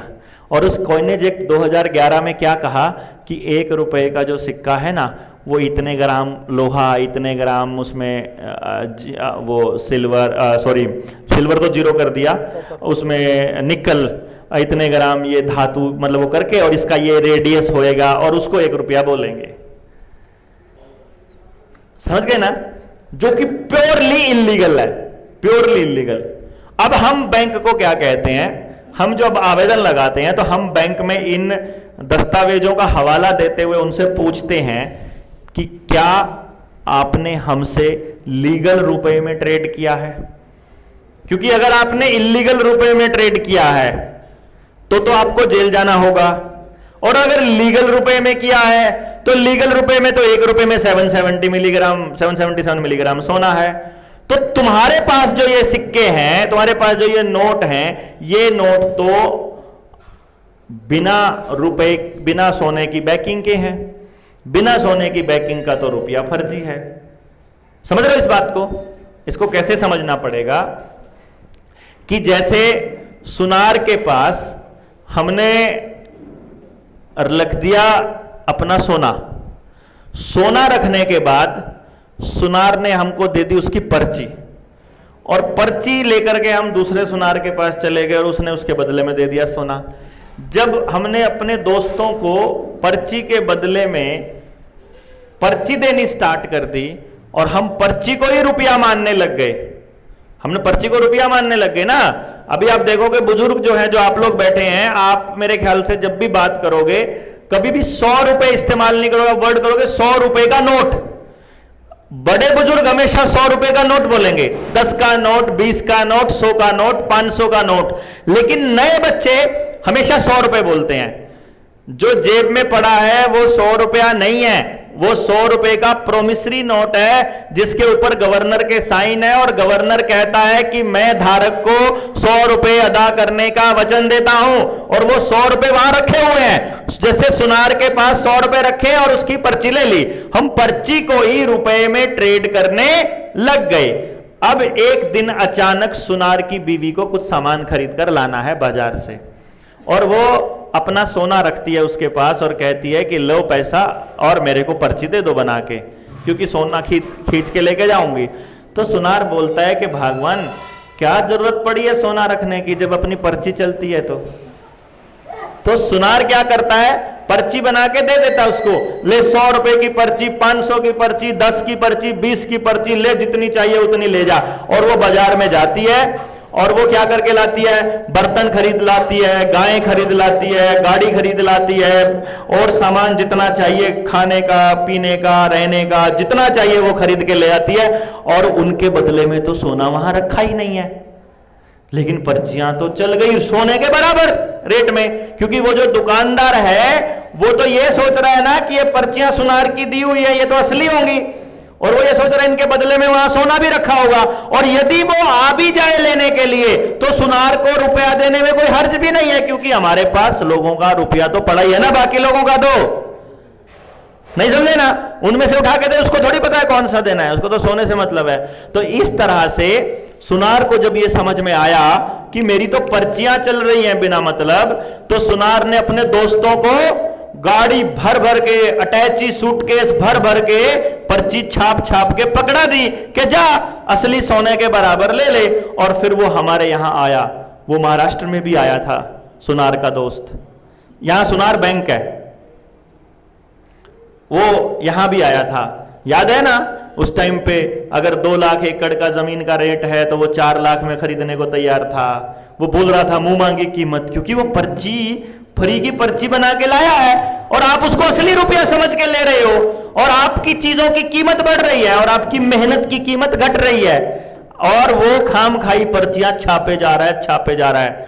2016 में जब नोटबंदी हुई, भारत में 16 लाख करोड़ रुपए की पर्चियां थी। कितने की? 16 लाख करोड़ रुपए की। और फिर मोतीलाल ने एक बार कहा था कि जो कांग्रेस ने 70 साल में नहीं किया, मैं 5 साल में करके दिखाऊंगा। और अगले 5 साल में भारत में 18 लाख करोड़ रुपए की करेंसी एक्स्ट्रा आ गई, और अब इस टाइम भारत में 34 लाख करोड़ की करेंसी है। यानी जितना पैसा सुनार ने यानी बैंक ने 70 साल में छापा, उतना मात्र 5-6 साल में छाप डाला, उससे 2 लाख करोड़ एक्स्ट्रा। समझ रहे हो ना? इसीलिए रिलायंस का पैसा माफ होगा, उसको पैसा मिलेगा, वो आएगा आपके पास आपकी जमीन खरीदने। आप रेट तो बोलो किस रेट बेचना चाहते हो, वो मुंह मांगे रहे, क्योंकि वो पर्चियां, फर्जी पर्चियां लेके घूम रहा है। 800 टन सोना रखा है हमारे पास, रिजर्व बैंक के पास, टोटल 800 टन, जिसकी कीमत बनती है 4.8 लाख करोड़ रुपया। कितनी बनती है? 4.8 लाख करोड़। और पेपर करेंसी है 34 लाख करोड़, तो 29.2 लाख करोड़ रुपए की पेपर करेंसी फर्जी चल रही है, जिसके बैकिंग में कोई गोल्ड स्टैंडर्ड नहीं है। और जो फर्जी रुपया है वो बैंक ने हमको दिया है। अब बैंक हमसे हिसाब मांगेगा ना भाई, बैंक हमसे पैसा मांग रहा है, हम बैंक को यह चिट्ठी लिख रहे हैं कि तुमने हमारे साथ फ्रॉड किया। आप तो क्या कह रहे थे, आपका सवाल तो क्या था कि बैंक अगर बोल दे कि हमने आपको रुपया दिया था और हमको सोना दो। हम तो ये कह रहे हैं कि बैंक खाली इतना लिख के दे दे कि जो रुपया उसने दिया था वो असली है, सिर्फ इतना भी लिख के दे दे। हम तो लिख के भेज रहे हैं ना, हमको तो 9 महीने हो गए ना इसके ऊपर लिखते हुए। और जिसने इसके ऊपर रिसर्च करी है हमारी टीम में से 15-20 साल अपने जीवन के लगाया, वो तो 15 साल से उनके साथ कम्युनिकेशन में है, मेल पे मेल, चिट्ठियों पे चिट्ठियां लिख लिख के, आरटीआई में आरटीआई और आरबीआई की आर्काइव से। मैं वो डायरेक्टर का फोटो दिखाऊंगा, मैं भी गया था साथ में। भाई साहब, हम सारे जब दस्तावेज लेकर के आते हैं तो आपकी आंखें फट जाएंगी, ऐसे ऐसे सच्चाइयां निकल करके आई हैं। वो आपको आरबीआई की वेबसाइट पर नहीं मिलेगी, वो आपको कानूनों के वहां पर नहीं मिलेगी, लेकिन इसका इस्तेमाल तब करेंगे जब हमारे पास कम से कम 1 लाख लोग समझे हुए हो जाएंगे, ट्रेंड, जिनको हम ये कह देंगे कि तुमने ये करना है मतलब करना है, जिनको पता चल जाएगा। उसके बाद चालू होगी ना कहानी, तो असली तो बदलाव की कहानी जब चालू होगी। और जब हम देखते हैं, एक बंदा कह रहा था, बंदा क्या, बैंक मैनेजर था, मैं आपको बताऊं, अभी यूनियन बैंक का एक केस था 6 करोड़ रुपए का, उस पे हम लोग गए, तो वहां पर जाकर के हमने वो बुला लिया, उसने जनरल मैनेजर था, जोनल हेड थे 3-4 और ब्रांच मैनेजर थे, तो कई जो लोगों ने बैठा लिया हमको दोनों को। तो सबसे पहली बात तो यह है कि बैंक वालों की हालत बताता हूं। जनरल मैनेजर के जो थे ना, डिवीजन मैनेजर, क्या बोलूंगा मैं उसको, अभी जो वर्ड बोला था मैंने अभी, है रीजनल मैनेजर से जब मैंने उसे एक हाथ मिलाया ना, हाथ मिलाते ही बोलता है, उन्होंने कहा, जब जो मेरे साथ में गया था भाई मेरा, जिसका लोन था, उसने हाथ की, ये मेरे भाई साहब हैं, हाथ ही मिलाया, मिलाते ही, अरे आप तो वही है ना? मैंने कहा हाँ मैं वही हूं। ना कोई नाम लिया ना कुछ, कहता वही हूं। फिर उसके बाद चलने लगे कि बैठे, फिर हम लोग वहां पे बैठे, तो बैठने के बाद हाँ जी बताइए। मैंने कहा जी आप बताइए क्या इरादा है? मैं कहा इरादा बड़ा नेक है और एक एक पाई चुकाने का इरादा है। फिर दिक्कत क्या है? दिक्कत यह है कि आप अपना बता ही नहीं रहे हो कि आप ईमानदार हो। हमने आपके ऊपर आरोप लगाया कि आप हमारे साथ फ्रॉड कर रहे हो, आप लिख के दे दो ना कि आप फ्रॉड नहीं कर रहे हो। क्या फ्रॉड किया? मैं कहा पहला फ्रॉड तो एक अभी बताता हूं। बोला क्या?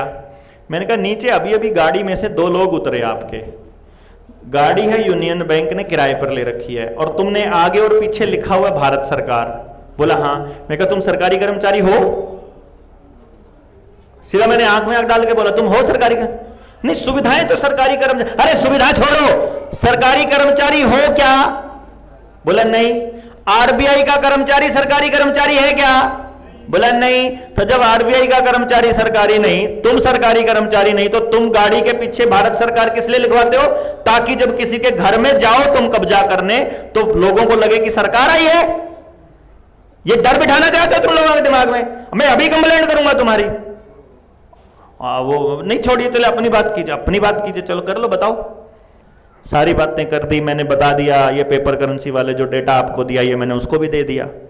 बोले वो तो ठीक है जी आपकी बात बलारा जी। मैं कहा फिर? अच्छा एक काम कर लो। मैंने कहा बताओ।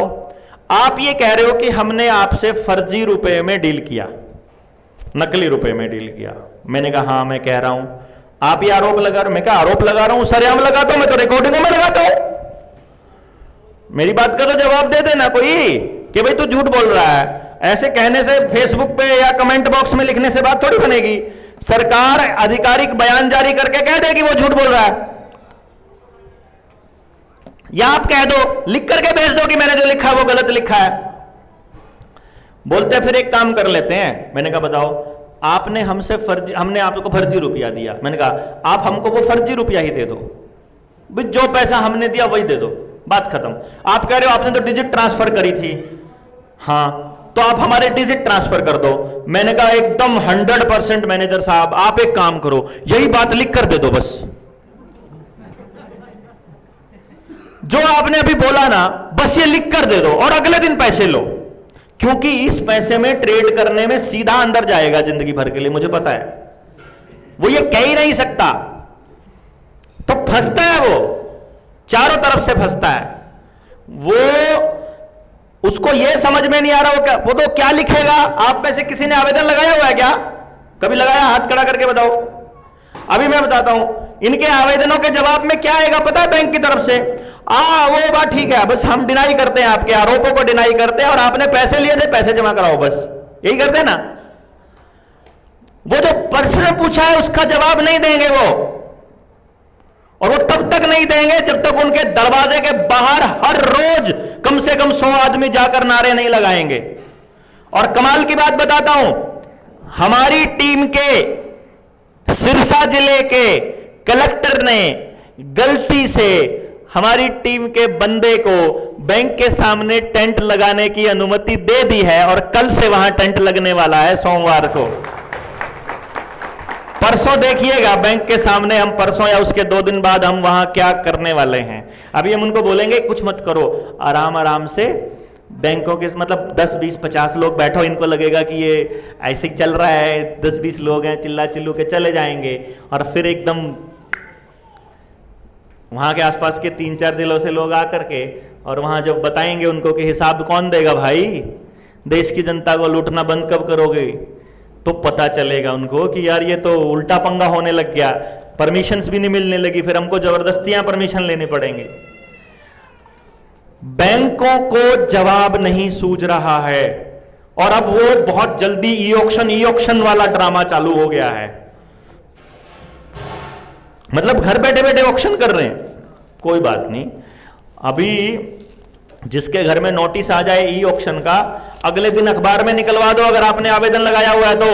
वो ये कि बैंक ने हमारे ये खसरा नंबर, ये मकान नंबर आवेदन ये ई ऑक्शन के लिए निकाला है, हम आपको पहले ही जानकारी दे रहे हैं, इसका ऑक्शन हो भी गया तो तुमको कुछ नहीं होने वाला है, कब्जा कुब्जा किसी को नहीं मिलना, बैंक ने फ्रॉड किया हुआ है, जब तक ये मसला हल नहीं होता कोई आदमी मेरी जमीन खरीदने की कोशिश ना करे, ऐसा कह के लगा दो अखबारों के अंदर और साथ में भेज दो डीसी को नोटिस कि ये गलत काम कर रहा है बैंक, अगर ये ऑक्शन कर दिया तो फिर जान माल की जो हानि होगी वो आप जिम्मेदार होंगे।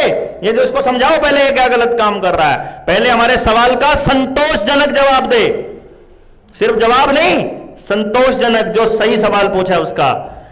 और बैंक के पास रिप्लाई है ही नहीं है असल में, कुल मिला के किसी के पास नहीं है, सरकार के पास नहीं है। आप किसी बैंक के अधिकारी से जाकर पूछो कि मुझे ये 2000 रुपया देकर के इसके बदले में अपने रुपए चाहिए, उसको पता ही नहीं रुपए क्या होता है, किसी को रुपया पढ़ाया ही नहीं गया, पूरी इकोनॉमिक्स में किसी को नहीं पढ़ाया गया रुपया क्या होता है, और चल रहा है ड्रामा करते हैं वो, बोला डेफिसिट करेंसी हो जाएगी, फिर वो डॉलर के मुकाबले हो जाएगा, डॉलर के मुकाबले रुपया कहां से हो गया, रुपया इंडिपेंडेंट है भाई, लेकिन हां गड़बड़ हो जाएगी जब ई रुपया बन जाएगा इसका नाम, जब डिजिटल करेंसी आ गई फिर इसके बदले में सोना आपको नहीं मिलने वाला है। और आजकल का जो नया बच्चा है जो मोबाइल में यूपीआई से पेमेंट कर रहा है, उस बेचारे को तो ये भी नहीं पता कि ये खाली डिजिट हैं, ये रुपया नहीं है, वो तो फिर भी नोट है, रुपए का नोट, वो जो मोबाइल में है वो तो नोट भी नहीं है, समझ रहे ना, उसका तो कुछ भी नहीं है, वो मतलब हवा के डिजिट को ही रुपया मान बैठा है,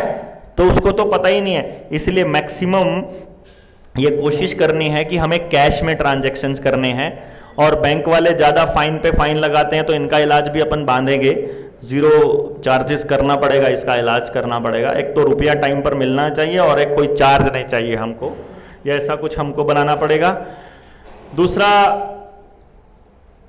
डिजिटल करेंसी रोकना इतना ज्यादा जरूरी है आप सोच भी नहीं सकते। सीबीडीसी के ऊपर मेरी पूरी वीडियो है, अगर आप लोग देखेंगे तो यहाँ पे समय लगाने का कोई लाभ नहीं है। बस इतना बस आप ध्यान रखिएगा कि रुपया जब तक रुपया है और आप रुपये की लड़ाई लड़ रहे हैं तभी तक आपके हाथ में कुछ है, जैसे ही सीबीडीसी आया आप कुछ भी नहीं कर पाएंगे। तो आवेदन कैसे लगाना है हम आगे आएगा तो उस पर चर्चा करेंगे, सवाल कर लेते हैं तब तक। हाँ, प्रोसेस कैसा करना है? अच्छा, प्रोसेस का ही क्वेश्चन है। प्रोसेस का ये है, आपको 2 चीज़ों का ध्यान रखना है। एक तो हम लोगों को ये रखना है कि जो भी व्यक्ति आवेदन लगाना चाह रहा है वो अपनी टीम से ही संपर्क करे। इसमें कोई ये नहीं है कि हमको एक ही आदमी, 2 ही आदमी या 4 ही आदमी संभाल सकते हैं। एक तो नवनाथ भाई को हमने बोला हुआ है कि आप उनको दे सकते हैं अपना आवेदन। दूसरा, आप यहां पर आनंद भाई को अपना आवेदन दे सकते हैं। आपने आवेदन दे दिया, अगर कोई तीसरा आदमी महाराष्ट्र से आवेदन लगा रहा है, और यह ध्यान रखना है जो भी आदमी आवेदन लगाएगा, जब वहां ये आवेदन लगाएंगे तो वहां हमारे वीर सिंह के पास इनका एक रिकॉर्ड बन रहा है। उस रिकॉर्ड में, रजिस्टर में कितने नंबर पे आपका आवेदन अंकित है, ये आपके पास अगर आंकड़ा नहीं है तो आपका आवेदन समझो नहीं लगा है। समझ गए ना? कोई बात नहीं, मिल जाएगा। जिन्होंने इनको दिया है दोनों को तो मिल जाएगा उनको, तो जो बाकी ने किसी और को दिया है तो कोई चक्कर नहीं है। एक नंबर हम लोग आपको दे देंगे कि इस नंबर पे आपका रजिस्टर में एंट्री है। अगर ऐसी कोई ज़रूरत पड़ेगी तो आपको मालूम पड़ेगा कि जब भी कभी आपको बताना हो तो उसको बता सकते हो आप डायरेक्टली कि मेरा इस नंबर पर एंट्री है, मेरा ये वाला आवेदन नंबर ये है, आवेदन संख्या, जो मतलब अपनी लोकल लेवल पे। उसके 2 लाभ होंगे। पहला लाभ ये कि आपका जो ट्रांजैक्शन है, जितना भी ट्रांजैक्शन होता है आपस में लेन देन का, वो फेयर होगा, वो ईमानदारी से होगा। ठीक है ना? इसमें ये नहीं मान के चलना, क्योंकि आपको आने वाले वक्त में हर गांव में हमने एक आदमी को ये चार्ज देना है। हर गांव में हमको पूरा भारत कर्ज मुक्त करना है। इसमें मतलब मैंने आज तक कभी किसी से कोई सिंगल पैसा नहीं लिया है इसमें, ना मेरे व्यक्तिगत तौर पे कोई खर्चा इसमें नहीं, किसी का भी नहीं हुआ व्यक्तिगत इस पे खर्चा। अभी हमने मतलब हमारे पास लगभग 3-1 लाख रुपया पड़ा हुआ था, 3,40,000 के करीब, और हमने वो मंगवा लिया प्रचार सामग्री 22-23 लाख रुपए का, 25-1 लाख का था वो मतलब वो देने के बाद हमारे पास कुछ पैसा बचा ही नहीं है कुछ भी, तो कुछ हमारे पास इसमें नहीं रहता है। आपको इसमें हमने जो चार्जेज रखा है, चार्जेज क्या है एक्चुअली, चार्जेज नहीं कहेंगे हम इसे, सहयोग राशि बेसिकली है ये, जिसमें हमने 10% तय किए हैं। 10% में भी ऐसा नहीं है कि आपको 10% शुरू में ही पे करना है। जब आपका आवेदन आएगा, आपके आवेदन की अमाउंट को देखकर, उसकी सीरियसनेस को देखकर, उसकी कैपेसिटी को देखकर हम आपको एक अमाउंट बताएंगे। वो नॉमिनल सी अमाउंट है जो आपको अपना ड्राफ्ट तैयार करने का देना है, कागज तैयार करने का, वो दे दिया। महीना 2 महीने में आप रिलैक्स हो गए, आपको ट्रस्ट हो गया, तब तक आपने अपनी टीम तैयार कर ली, आपको मालूम पड़ गया। उसके बाद जो भी समाज का काम है उसमें आपको सहयोग करना है। वो इट्स नॉट कि वो आपको किसी को पे करना है, मतलब 10% तक तो हम आपसे जबरदस्ती भी ले लें कि दो भाई तुम्हारा हिस्सा बनता है इतना समाज का, वो समाज के काम पे ही लगाना है आपने। हाँ, जो आवेदन लगा रहे हैं साथी, मान लीजिए उनका भी तो खर्चा है अपना, तो अगर वो 1-2% आपसे बोलते हैं कि आप उनको, मेरे ख्याल से वो आपको दे देना चाहिए उनको, इसमें भी कोई बुराई नहीं है। लेकिन वो जो बताएगा वो बता के ले लो कि भाई मेरे को भी इतना खर्चा मेरा हो गया है, वो आप ले लो, वो दे दो। उसमें मेरे ख्याल से कोई पारदर्शिता होनी चाहिए, बस ठगी किसी के साथ नहीं करनी है, झूठ किसी के साथ नहीं बोलना है। अगर मान लो ये रहता है कि अमाउंट बहुत ज्यादा आती है, क्योंकि थोड़ी अमाउंट में तो हम भी कुछ नहीं कर पाएंगे, अगर अमाउंट बहुत ज्यादा आती है और आप स्टेट में कोई काम कर रहे हो, तो स्टेट के लिए भी हमने ये रखा हुआ है कि कल को अगर मान लो महाराष्ट्र से इकट्ठा होता है जो पैसा, हम एग्जाम्पल के तौर पे यही बोल देते हैं कि मान लो 1 लाख रुपया इकट्ठा हुआ, तो हम उसमें से 40,000 रुपया महाराष्ट्र स्टेट को ही देंगे कि आप अपना स्टेट के जो काम एक्टिविटीज करनी है उस पर लगा लो, और 60,000 रुपया उधर भेज दो जो हमको पूरे देश के अंदर करना है। तो ऐसा भी हो जाएगा। मतलब इट्स नॉट ए, कोई ऐसा नहीं है कि हमने एक नियम तय किया हुआ है कि जनता सरकार मोर्चा में कभी कोई पैसा इकट्ठा नहीं होगा, कभी होगा ही नहीं। मतलब उसमें उतना ही पैसा इकट्ठा होगा जितना खर्चा करना है अपने को, खर्च करने के लिए ही इकट्ठा होगा। बस खर्च हो गया, उसके बाद एक्टिविटी को रोक दो, फिर पैसे की इनकमिंग बंद कर दो। पैसा चाहिए फिर कर दो। देश के लोग ऐसे थोड़ी ना हमको मतलब कमी नहीं आने देंगे, मुझे ऐसा भरोसा है, कोई दिक्कत ऐसी नहीं है। तो वो आवेदन लगाएंगे। आवेदन मेन जो मुख्य काम है वो ये है कि कल को जब सुप्रीम कोर्ट में हम लोग जाएंगे या हाई कोर्ट में जब 2011 के कॉइनेज एक्ट को चैलेंज करने के लिए जब हम निकलेंगे, तो उस टाइम पर आपका उस रजिस्टर में नाम है तो चैलेंज होगा, फिर आपको बेनिफिट मिलेगा। अदरवाइज आपने, जैसे कुछ वकील लोग होते हैं ना, बड़े स्मार्ट होते हैं, वो क्या करते हैं, एक ड्राफ्ट को उठा लेते हैं, वो उसी को एज इट इज पेलते रहते हैं। उनको लगता है ड्राफ्ट ही तो चलाना है, वो कागज लगता है उनके लिए। ऐसे होता तो यार हमें नीचे नीचे बहुत सारे लगा देते, फिर हमें क्यों कहना पड़ता आनंद को टिकट करा भाई फटाफट, हमारे टिकट तेरे को करानी पड़े। तो हम कहते हैं अरे तो टेंशन मत ले, हमारे पास पैसे की कमी थोड़ी है। लेकिन हमारे पास ऐसा नहीं है। तो वो क्योंकि संगठन का काम है, क्योंकि सबका काम है, तो सबके हित में ही हो और सबकी सहायता से ही हो, तभी मेरे ख्याल से बेटर रहता है। और इसीलिए हमने इस पे थोड़ा सा ये रखा हुआ है कि वो सबकी जानकारी में रहे। तो वहां भी वो सिर्फ एक आदमी की जानकारी में नहीं रहता है, 3-4 लोगों की जानकारी में रहता है कि आज इस नाम से आवेदन आए, इसमें ये नाम, इस एंट्री इसकी इस जगह पर है, इसकी एंट्री यहाँ पर है, ताकि कल को कोई कागज गुम हो जाए तो हमारे पास वहां पर वो रहे। तो आप सभी लोग इस बात का ध्यान रखिएगा कि आपके पास में वो रहे। तो कोई डाउट रहेगा तो आप बताना आगे।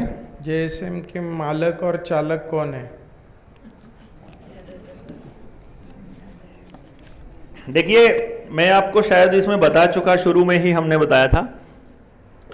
जेएसएम की सबसे बड़ी खासियत यह है कि इसमें देवेंद्र बल्हारा भी सिर्फ गिरफ्तार हुआ, सबसे पहले बोला, दिखाई दिया लोगों को। बोल तो पहले और भी रोक देते हैं, ऐसा नहीं है कि हम सबसे पहले बोले, हम दिखाई दिए, हम चिल्लाए, थोड़े ज़्यादा जोर से चिल्ला पड़े, तो ध्यान थोड़ा लोगों का आकर्षित हुआ, फिर हम चल पड़े और फिर लोग साथ आते चले गए।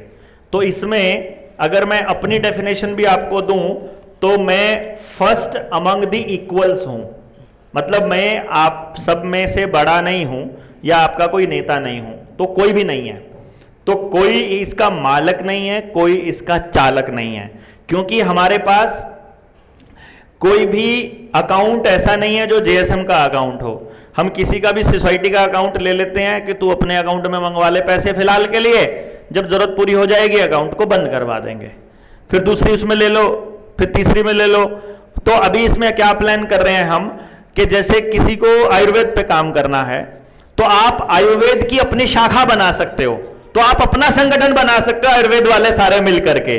तो जो जेएसएम में ऊपर से कोई पैसा आएगा तो आपको वो डिस्ट्रीब्यूट हो जाएगा, जेएसएम के पास कुछ नहीं बचेगा। समझ गए ना? जेएसएम प्योरली लीडरलेस है। इसका प्रोसेस क्या है कि नेचुरल लीडरशिप, जैसे आपके ऊपर लीडरशिप किसी की थोपी नहीं है, पर आपने अपने आप से मान लिया कि किसकी बात को ट्रू मानना है। तो जो जो सच की लड़ाई लड़ रहे हैं और जो सच्चे हैं वो अपनी जगह अपने आप बनाते चलेंगे, और जो आपस में जूतम पजाई कर रहे हैं, जो लड़ रहे हैं, जो बहस कर रहे हैं, जो बिना मतलब का इश्यूज उठा रहे हैं, वो अपने आप वैल्यू खो देंगे अपने लोगों के बीच। ना हम एस्टैब्लिश करने वाले किसी को, ना हम किसी को एस्टैब्लिश करने वाले। जो समाज के हित का काम कर रहा है वो अपने आप लीडर बन जाएगा, जो अपने लिए व्यक्तिगत स्वार्थ में है वो अपने आप डाउन चला जाएगा। कोई किसी को कुछ नहीं कहने वाला, सिंपल। क्योंकि इसमें हम कह ही नहीं रहे ना आप हमारे साथ जोड़ो, आप हमारे को 20 लोगों का नंबर दो। हम कह रहे हैं आप अपने 20 लोगों की टीम तैयार करनी है, तो यू आर यूर लीडर। आप 40 की कर लोगे तो एक संगठन से मजबूत हो जाओगे, आप 100 की कर लोगे, आप 200 की कर लोगे, आप ऑटोमेटिकली बॉर्न लीडर जो है वो अपने आप लीडरशिप करेगा।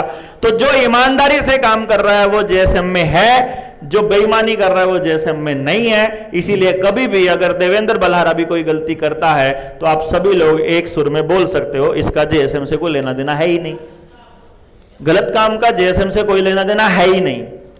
समझ गए ना? सिर्फ अच्छे काम का जेएसएम से लेना देना है, बात खत्म। Got it? लीडरशिप है वो नेचुरल इवॉल्व होगी, इसमें कोई किसी का वो नहीं है, किसी के ऊपर लीडरशिप थोपी नहीं जाएगी कहीं पर भी। 20 लोगों की टीम होने के बाद आगे की गाइडलाइन बताएं। पहले 20 बना लीजिए और उसके बाद क्या करना है, ट्रेनिंग बता दीजिए आगे। मतलब फिर क्या करना है, 20 के बाद में 200 बना लो।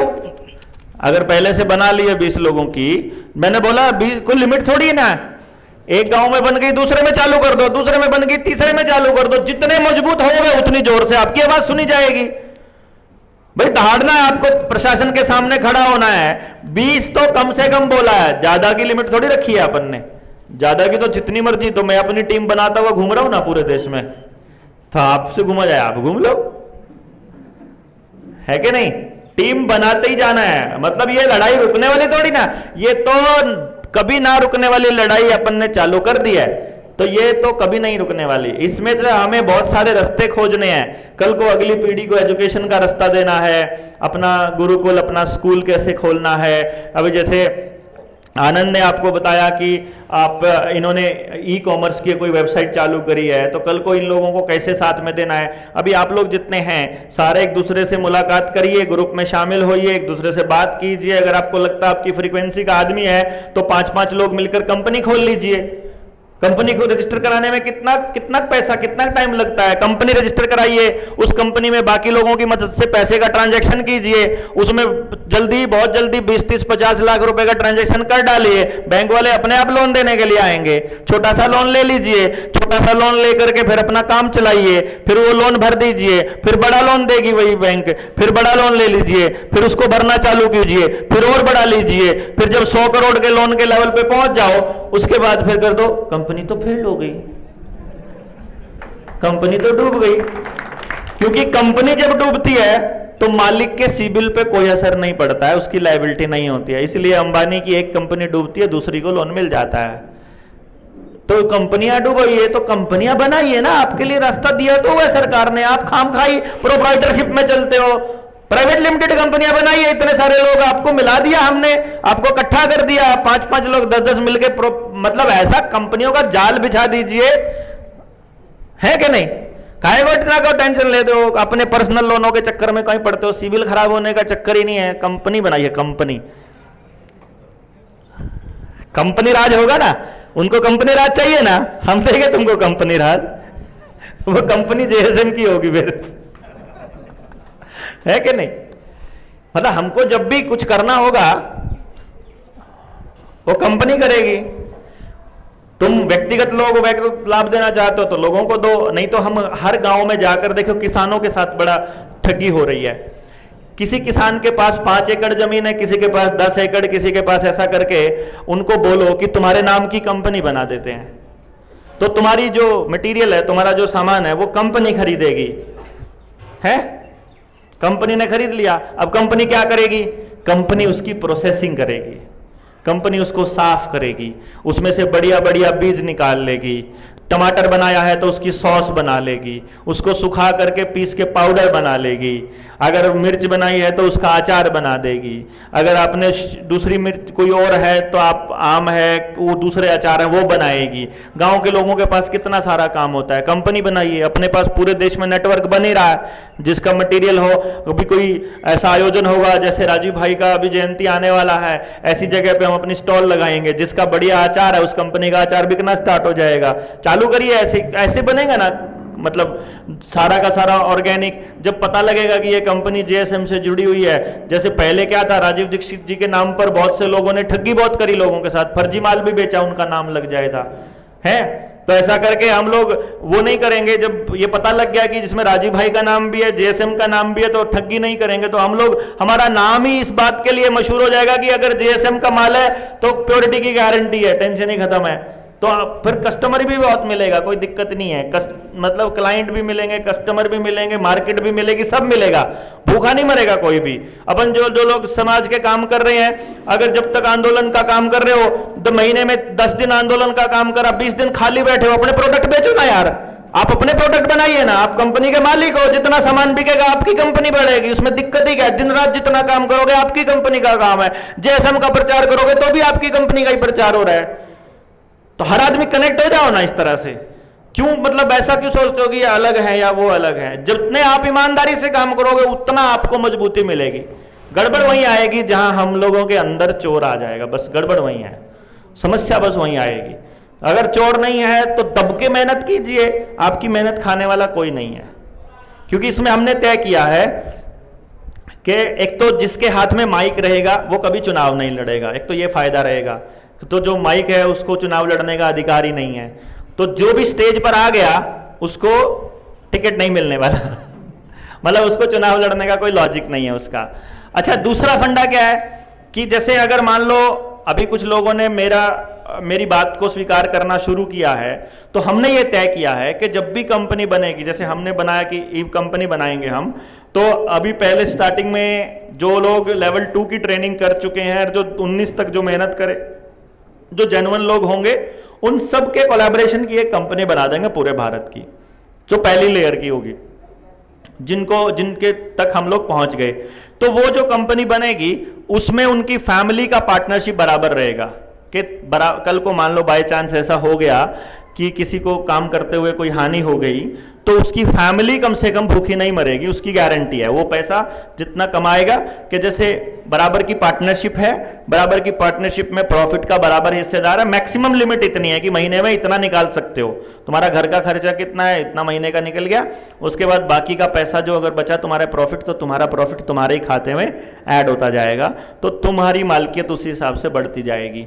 तो अब इस सिलसिले में मतलब क्या नुकसान है? बस मैंने ये सोचा है कि जब तक मैं रहूँगा, जिंदा रहूँगा, जब तक जेएसएम के साथ रहूँगा, किसी भी कंपनी में, किसी भी ग्रुप में मेरा नाम नहीं आएगा। मतलब मैं कोई पार्टनरशिप नहीं रखूँगा, मैं सिर्फ मतलब मांग के ही गुजारा कर लूँगा आप लोगों में से, आधा आधा एक रुपया लेके भी काम चला लूँगा। लेकिन आप लोगों के लिए, क्योंकि अगर मैं घुस गया तो फिर, क्योंकि क्या होता है कि जो आदमी का ज्यादा प्रचार होता है ना, वो आदमी अपना सामान ज्यादा बेच सकता है, सीधी सी बात है। अगर मान लो मेरे ऊपर लोग ट्रस्ट कर रहे हैं ज्यादा, तो मैं अपना सामान बेच सकता हूं।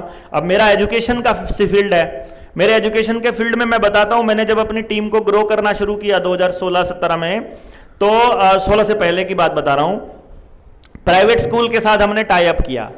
प्राइवेट स्कूल में मेरा जैसे काउंसलिंग का काम है, मेरे से कोई काउंसलिंग करवाता है तो 1.5 लाख रुपया अभी फीस है जैसे, लेकिन अगर मेरी टीम से कोई करवाता है तो ग्रुप में कराता है चंक में, तो 10,000 रुपया हो गया।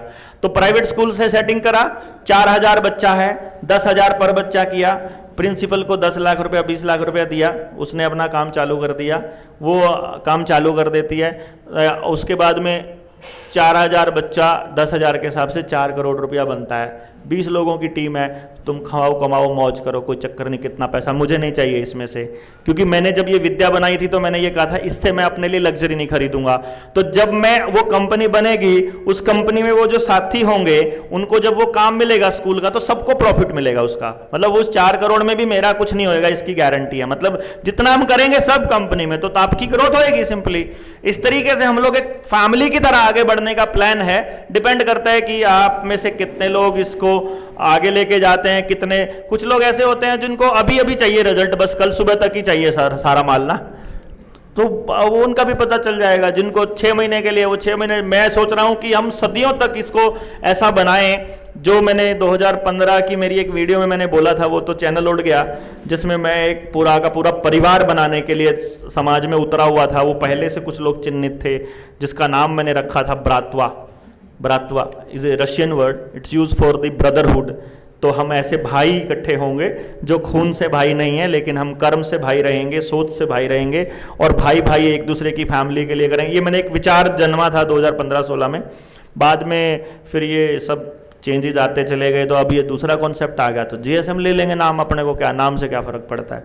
कॉन्सेप्ट वही रहेगा कि हम सब लोग एक बड़ा परिवार बन के और इस लड़ाई को आगे बढ़ाएंगे इकट्ठे। अगर फ्लैट और गाड़ी की जब्ती के समय साथी किसी कारण उपलब्ध नहीं होते हैं, तो अकेला उनको कैसे जवाब दें? बस वो आपके पास डॉक्यूमेंट है, उसका जवाब का देखिए, जवाब मैं आपको पहले ही बता चुका हूँ। मेरे ख्याल से इसका कोई जवाब दोबारा देना बनता नहीं, लेकिन फिर भी मैं आपको बताता हूँ। डॉक्यूमेंट का जवाब डॉक्यूमेंट से दिया जा सकता है, गुंडागर्दी का जवाब डॉक्यूमेंट से नहीं दिया जा सकता। अगर वो लोग पूछ रहे हैं खाली, तो उसको बताने के लिए डॉक्यूमेंट है। अगर वो गुंडागर्दी करने आए तो फिर कोई डॉक्यूमेंट काम करेगा ही नहीं। वहाँ तो लोगों का काम तो लोग ही करेंगे, तलवार का काम तलवार, सुई का काम सुई, यही एकमात्र रास्ता है। अगर हम दिन में 1 घंटा रोज जेएसएम के लिए देना चाहते हैं तो क्या कर सकते हैं? Anything, what ever you do, आप जो भी करते हैं, आपने लोग जोड़ने हैं इसी तरह से। मतलब लोगों का संगठन आपको तैयार करना है। It's not for JSM basically, it's for your self.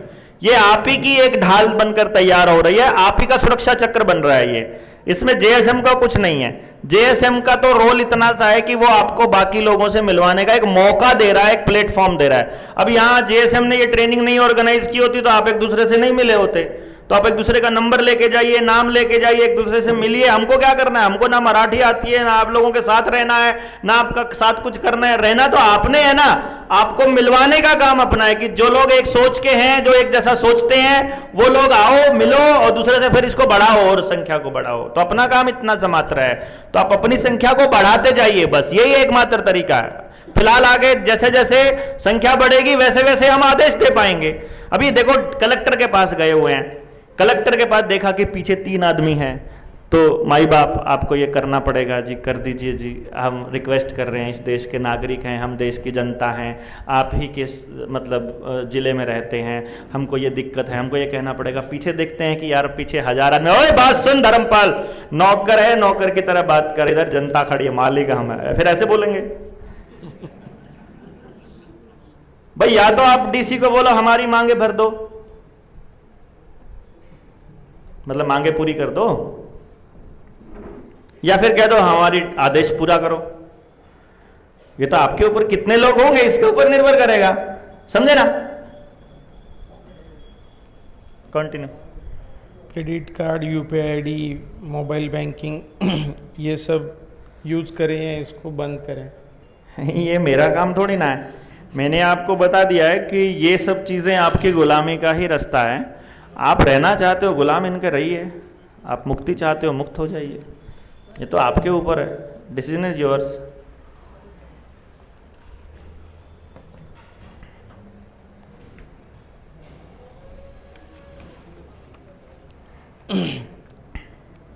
Gold का जो एग्रीमेंट अंग्रेजों के साथ किया है उसको हम कैसे ख़त्म कर सकते हैं उस टाइम में? कोई ना, देखो बड़ा सीधी सी बात है। अगर अपने पास संख्या अच्छी है, हम देश के जागरूक लोग इकट्ठे हो गए, तो हमारे हरियाणा में ना लोन को चुकता करने का एक तरीका और भी है हमारा देसी हिसाब में। नाटना पता है क्या होता है? नाटना, नाटना पता है ना? नाटना हमारे हरियाणवी में नाटना बोलते हैं मना करने को, और पाटना बोलते हैं जैसे कर्जा पाट गया, मतलब कर्जा उतर गया। तो हमारे हरियाणा में कहावत है नाट्या कर्जा पट्टा, समझ गए ना? बोल दो नहीं है, ले ले, कहां से लेगा भाई? गोल्ड का एग्रीमेंट है ना, वो किन सरकारों का है? उन सरकारों का है ना। जब सरकार जनता की होएगी, कुछ ले लेंगे क्या? देखो, अगर आप संख्या बढ़ाते हो, 19 नवंबर की जो रैली होगी, उस रैली के बाद हम आपको एक ऐसे पॉलिटिकल विचार भी देने वाले हैं जो ये तय करेगा कि सरकार जनता की ही आए, किसी पॉलिटिकल पार्टी की ना आए। क्योंकि पॉलिटिकल पार्टियां प्राइवेट लिमिटेड कंपनियों की तरह बिहेव करती हैं, तो वो हम नहीं करने वाले हैं कि उनके हिसाब से चलें। लेकिन वो कैसे होगा, वो सब तय होगा कि कितने लोग हमारे साथ आएंगे। और 22 और 23 तारीख को जो अपनी मुंबई वाली मीटिंग है, नवी मुंबई वाली, उसमें आप अपने लोगों को भेजिए जितने ज़्यादा संभव हो। वहाँ हम लोग उसका एक सैंपल भी आपको देने वाले हैं कि हम क्या करने वाले हैं, किस तरह से अपने एमएलए एमपी को मुट्ठी में काबू में रखने वाले हैं। उसका एक तरीका बताएंगे कि सरकार किसी की भी हो, ताकत हमारे पास ही रहेगी, जनता के पास। मतलब कलम 411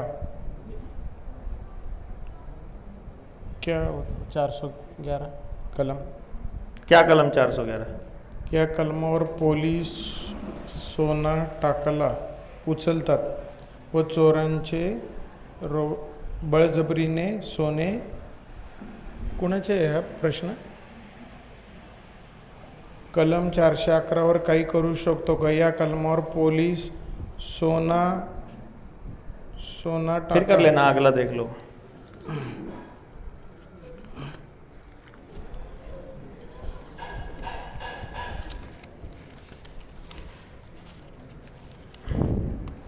मैंने जो आवेदन बैंक को दिया है, बैंक उनका जवाब नहीं दे रही है, परंतु मुझे पुलिस से हरेसमेंट कर रही है और इस सब पर मेरी गांव में मेरी छवि खराब कर रही है और गांव वालों को मेरे खिलाफ कर रही है।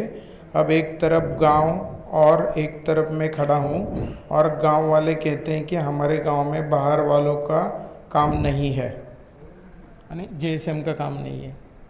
नहीं, ये लाइन बिल्कुल गलत लिखी है, जितने भी लिखी हैं। कोई इन लाइनों का कोई लॉजिक नहीं है, कहीं पर कोई लॉजिक नहीं है।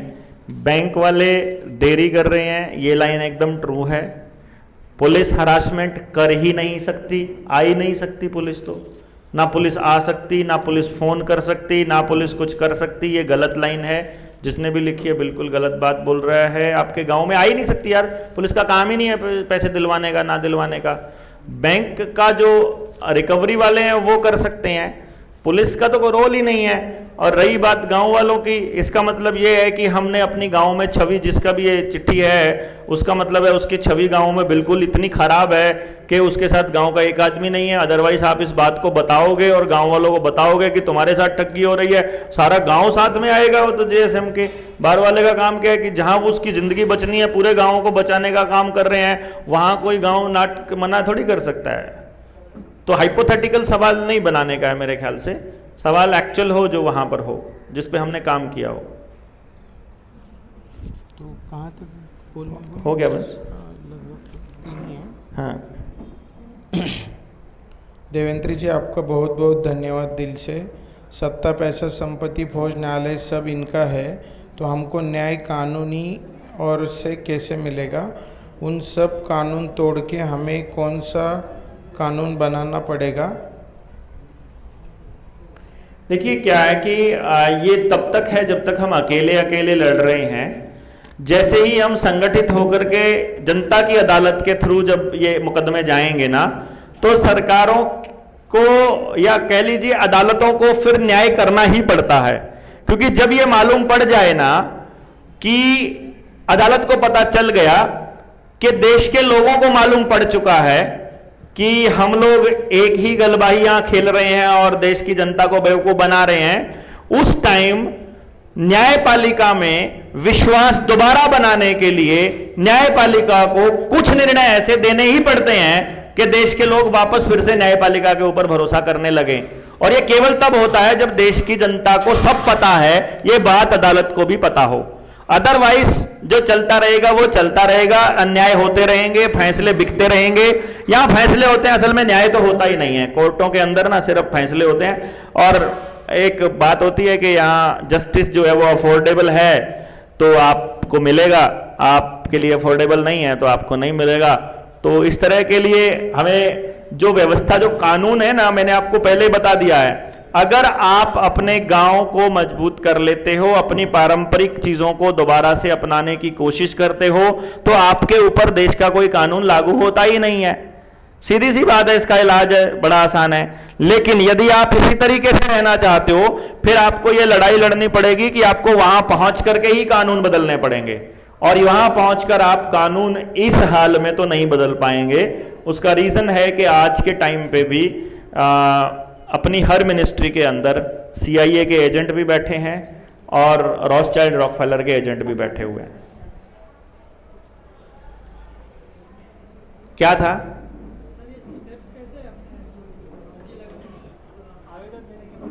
वो आपका सबका अलग अलग है, जिसका जिस लेवल पे होगा ना। पहला आवेदन होगा जो बैंक में आवेदन आ जाएगा, और फिर एक मतलब आपको पहले धारा 80 देना है, पहले FIR कराना है, या पहले दूसरा दिन है। वो जो आपके साथ टाई अप करेगा बंदा, वो आपके साथ रेगुलर आपको बताता रहेगा कि इतने दिन के बाद आपने ये कागज भेजना है, इतने दिन के बाद ये भेजना है, वो बता देगा, कोई दिक्कत नहीं है।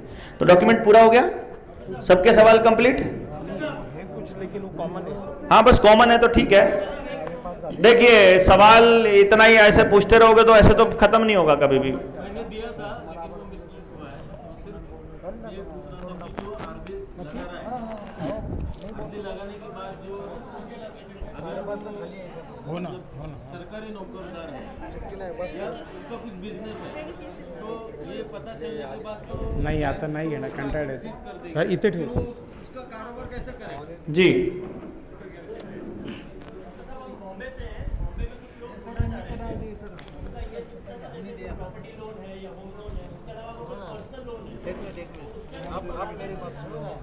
अरे पर्सनल लोन तो सबसे सेफ लोन है इसमें।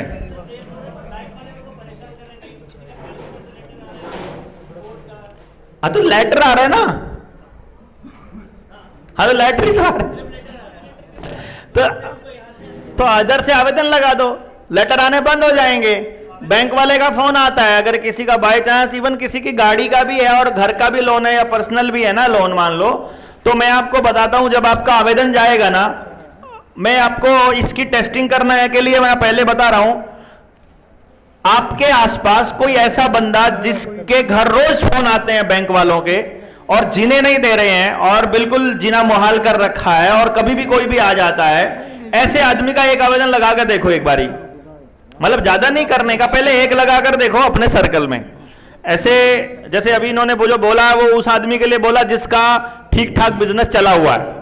मैं बोल रहा हूं उसका आवेदन लगाओ जिसका बिल्कुल सारे रास्ते बंद हो चुके हैं। भाई अब तूने अपने सारे जोर लगा लिए, अब आ जा, अब लगा के देख। जैसे ही अपना आवेदन लगेगा, बिना कहे अगले दिन से फोन आने बंद हो जाएंगे। मतलब ये पहला स्टेप इतना गजब होता है, फोन आने बंद। फिर उसके बाद बैंक वाले कागज कागज खेलते हैं। वो अपन है ही, कागज में अपन मास्टर हैं, कोई दिक्कत नहीं है, कागज अपने पास पूरे हैं। गुंडागर्दी का कोई जवाब नहीं है। रही बात जो आपका आवेदन ठीक से चल रहा है, देखिए क्या है, आपको बैंक के साथ रिलेशन खराब होने का खतरा है। खाली ये जो आपने सवाल पूछा ना, इसमें बैंक के साथ रिलेशन खराब होने का खतरा है। मैं ये कह रहा हूं बैंक तो उड़ने वाले हैं, और मैं ये कह रहा हूं बिजनेस आपके सारे ठप होने वाले हैं। आने वाले वक्त में केवल 3-4 तरह के बिजनेस चलने वाले हैं।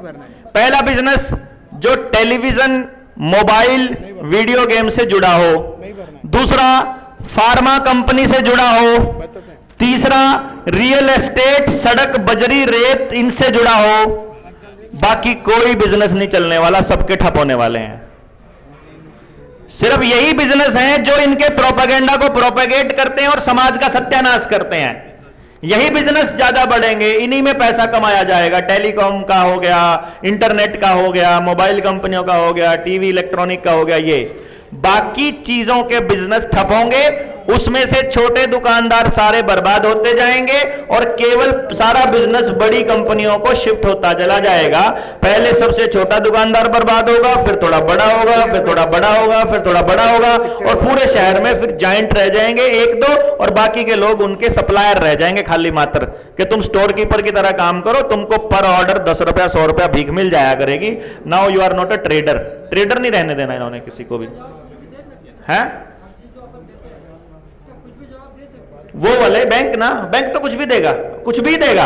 मतलब हम कहेंगे कि तुमने ये क्यों किया, वो कहेगा भाई साहब मैं तो अमेरिका गया हुआ था। अरे पूछा ही नहीं मैंने, तू कहां गया हुआ था। वो ऐसे जवाब देते हैं, मतलब पूछा कुछ और है, जवाब कुछ और दिया है। अभी हम खत्म कर रहे हैं। हाँ। बस ये अलग टाइप का क्वेश्चन रह गया था।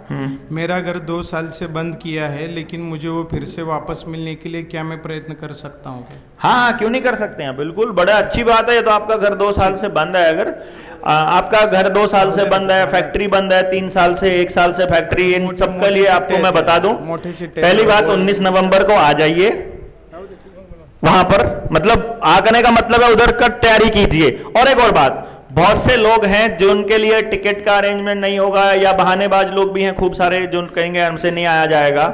वो लोग यहां कैसे समर्थन कर सकते हैं, यहां रह करके उसका ट्राई कीजिए। क्या है कि मान लो हम 19 नवंबर को वहां रैली कर रहे हैं, आप यहां कर लीजिए महाराष्ट्र के अंदर, और समर्थन दिखाने के लिए कि तुम्हें अगर पूरे भारत में कहीं कहीं लोग समर्थन दिखा रहे हैं और आपका हेल्प करना चाह रहे हैं, तो अपनी अपनी जगह पे काली कमीज पहनकर, काली टी शर्ट पहनकर, हाथ पे काली पट्टी लगाकर तुम हमारा समर्थन दिखा दो कि हम जेएसएम के साथ सॉलिडारिटी में खड़े हैं। किसी भी तरह से, मतलब जहां जहां पे जो नौकरी करता है, जैसा करता है, वैसे भी आप समर्थन दिखा सकते हो। जरूरी नहीं है ना कि आप वहीं जाएं, सबके लिए वहां जाना संभव नहीं। पहला बात तो ये। दूसरी बात, वहां से हम लोग ऐलान करने वाले हैं, आप आवेदन लगाइए। आपका घर 2 साल के लिए बंद पड़ा है, आवेदन लगाने के बाद बैंक आपका जवाब देगा नहीं, या उल्टा सीधा देगा।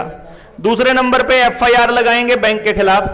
एफआईआर का भी जवाब थाने वाले नहीं देते हैं, बैंक के खिलाफ एफआईआर नहीं करते हैं, क्योंकि जो धाराएं हम बताते हैं बैंक वाले कहते हैं तो हमारी समझ में ही नहीं आ रही, क्योंकि उन्होंने कभी देखी नहीं, तो वो भी कोई कार्रवाई नहीं करते हैं। फिर हम एक रिमाइंडर देंगे डीसी को, एसडीएम को और बैंक को, और उसको इतनी तारीख के बाद हम इतनी तारीख तक जवाब देते हो तो ठीक है, नहीं तो अपने घर का कब्जा ले रहे हैं। बात खत्म। जिसके भी घरों पे लगे हुए ताले हमने तोड़े हैं, उसमें सरकारों के बड़े से बड़े कार्रवाई का मैं आपको मुजाहरा बताता हूं। मैंने तोड़ा, मेरे खिलाफ कोई एफआईआर नहीं करी। मेरे साथियों ने तोड़ा, उनको उठाकर ले गए, थाने से ही मुचलका मिल गया। दूसरे साथियों ने तोड़ा, उनको 1 दिन के लिए जेल में रहना पड़ा। राजस्थान के साथियों ने तोड़ा, उन्होंने मुझसे पूछा कि एसएचओ कह रहा है कि हम क्या करें, तो मैंने उनको बोला कि उनको बोलो कि हम गिरफ्तार होना चाहते हैं और हमारे ऊपर धाराएं बनाओ। उन्होंने 4 दिन जेल में काटे। 4 दिन जेल में काट के वहां पूरी जेल को रुपए का इतिहास समझा के आ गए, पूरा जेल समझा दिया। अब वो पूरी जेल अंदर से क्रांति करने को तैयार बैठी हुई है। अब ये सारा पंगा हो गए तो जिस जेल में जाएंगे वहीं पे बगावत करवाए आएंगे, ये और समस्या हो गई।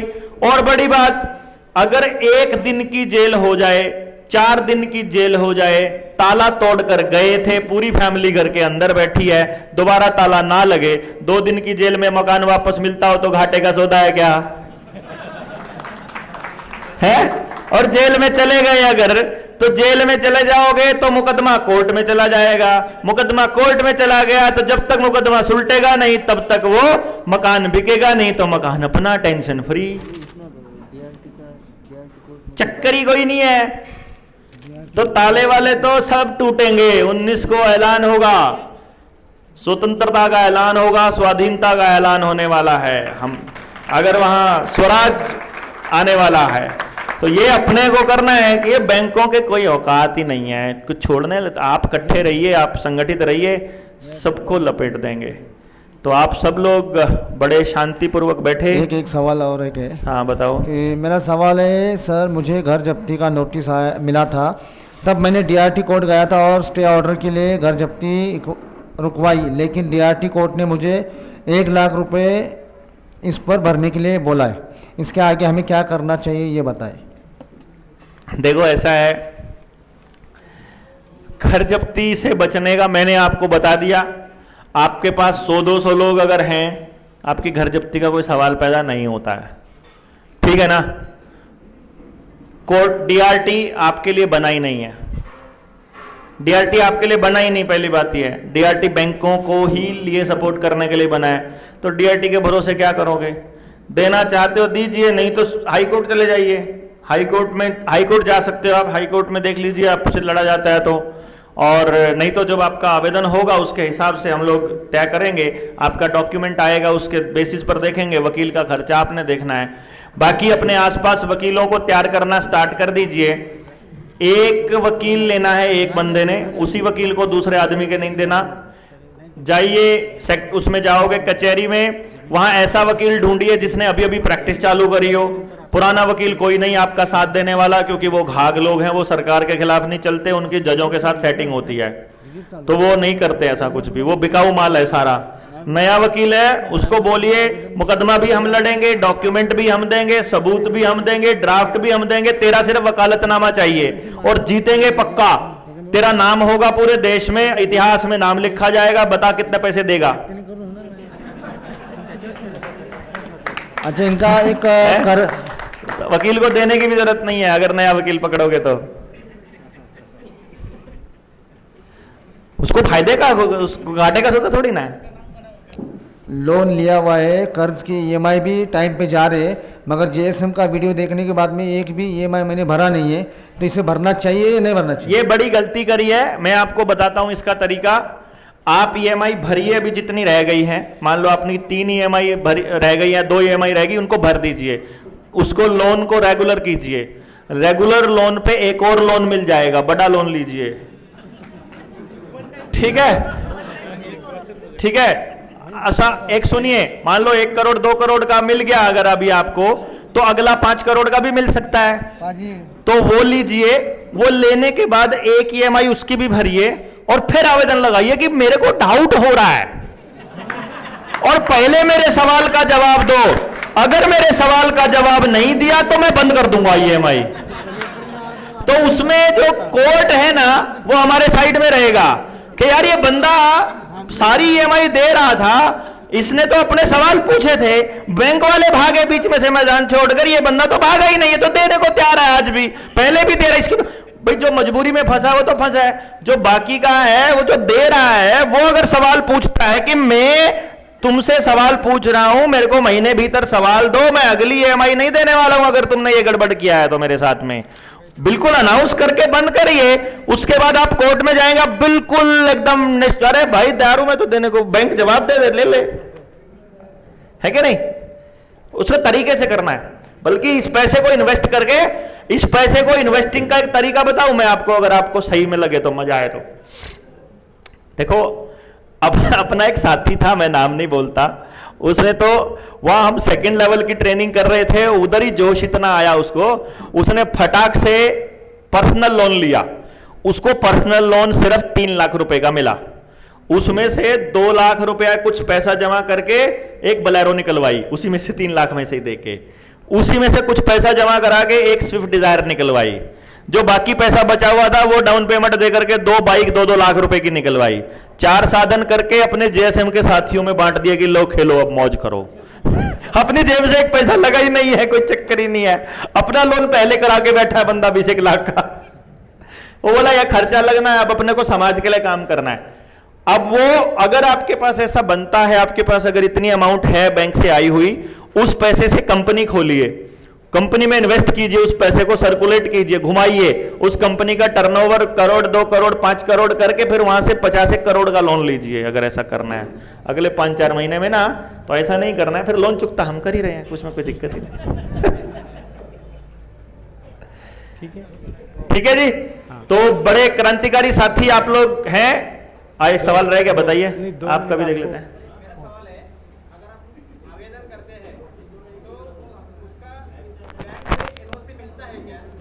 एनओसी आज के टाइम के हालात देखते हुए आपको इस जन्म में एनओसी नहीं मिलने वाला। मैं बता रहा हूं, इस जन्म में नहीं मिलने वाला आपको, पहले मैंने पहले ही टाइम पीरियड बोल दिया। देखो, अगर देश की जनता जागती है, तो सबके एनओसी एक ही झटके में निकलेंगे। अगर देश की जनता जागती नहीं है तो आप लड़ते रहो, आप अगली पीढ़ियों के लिए मुकदमा छोड़ के जाना है, अगले बच्चों को लड़ना सिखाना है। यह लड़ाई, क्योंकि उन्होंने साम्राज्य कई सौ साल के बाद में ऐसा इतने कब्जे में दोबारा आए हैं हम लोग, जो उन्होंने अंग्रेजों को भेज के दोबारा कब्जा किया था, अब वापस वो लोग इस मुकीम पर पहुंचे हैं कि अब अपने को रगड़ने की पोजीशन में, वो इतनी आसानी से अपना कब्जा छोड़ने वाले नहीं है। वो नरसंहार करवा देंगे, वो वर्ल्ड वॉर करवा देंगे, वो केमिकल छिड़कवा देंगे, वो आपको आपस में लड़वा के दंगे करवा के मरवा देंगे, वो एटम बम डाल के कुछ भी कर देंगे, वो कुछ भी करने को तैयार हो जाएंगे, लेकिन वो सत्ता इतनी जल्दी से आपसे नहीं देने वाले हैं। तो वो अब आपको किसी भी हालत के लिए तैयार रहने का है, और ये 6 महीने में भी एनओसी मिल सकती है और इस जन्म में ना भी मिले, ये भी कोई गारंटी नहीं है अपने क्योंकि उनकी सत्ता हिल रही है। हाँ जी, हाँ बताइए फटाफट। बस एक ही है अभी, ये लास्ट क्वेश्चन है। 138 चेक बाउंस का केस है, सावकारी प्रधान क्या करे, ऐसा सवाल है क्या? इसमें क्या है कि जो अगर 138 का केस है तो आपको कुछ नहीं करना है। सबसे पहली बात, जो भी 138 के केस जितने भी होते हैं, ये वो लोग लगाते हैं जिन्होंने सिर्फ सिग्नेचर करे होते हैं, सिर्फ, हाँ वही बैंक नोटिस। बैंक में भी जब हम कोई लोन लेते हैं ना, तो वो लोग हमसे 3-4 चेक लेते हैं और उन पे खाली सिग्नेचर करवा लेते हैं। तो वो सिग्नेचर करवाते हैं, ऊपर कुछ नहीं भरते हैं। तो आप जिसने भी वो दे रखे हैं, पहले दे रखे हैं मान लो, और अभी तक लगाए नहीं है, तो आप फटाफट बैंक को चिट्ठी डाल दो कि मेरे ये चेक मुझे नहीं मिल रहे हैं और इनको कहीं नहीं लगाना है, स्टॉप पेमेंट का चेक लगा दो। साथ में थाने में एक FIR डाल दो, मेरे ये चेक गुम हो गए हैं, इन पे दस्तखत हो रखे हैं, नाम नहीं लिखा हुआ मैंने किसी का भी। अपनी सेफ होगी साइड। जिनका लगा दिया है बैंक ने, वहां पर भी हमारी दलील यही होगी कि इन्होंने हमसे जो चेक लिया था ना, ये कहा था कि ये सिर्फ रेफरेंस के लिए है, ये कभी लगेगा नहीं, और सिर्फ मैंने साइन करे थे, ये मैंने किसी के नाम अलॉट नहीं करे थे, तो ये मैंने दिया ही नहीं है। आप हैंडराइटिंग चेक कर लो, हैंडराइटिंग चेक करवा लो, मेरी हैंडराइटिंग है ही नहीं है, ये मैंने दिया ही नहीं है, पहली बात ये। और दूसरा, ये जमानती होता है, कोई चक्कर नहीं है। आखिर में भी मतलब बैंक क्या करता है, अगर मान लो इस केस में हम हार भी जाते हैं ना, और बैंक कहता भी है हमको कि इतनी पेमेंट भरो, तो हमने अदालत अगर हमको कहती है कि इतनी पेमेंट भरो, तो अदालत से सिर्फ हमने एक आवेदन लगा के पूछना है कि वैध रुपए में भरना है कि अवैध में, ये बता दो। आखिर में जब हार जाएंगे ना मान लो केस, तो हम सिर्फ इतना बता दो कि जी अवैध में भरें कि वैध में। वैध में तो जो है 5 लाख का जो अगर पेमेंट होती है तो उसका लगभग 104 रुपए बनता है, और अवैध कहोगे तो आप देख लो जी, कोर्ट अवैध कह ही नहीं सकती। Got it?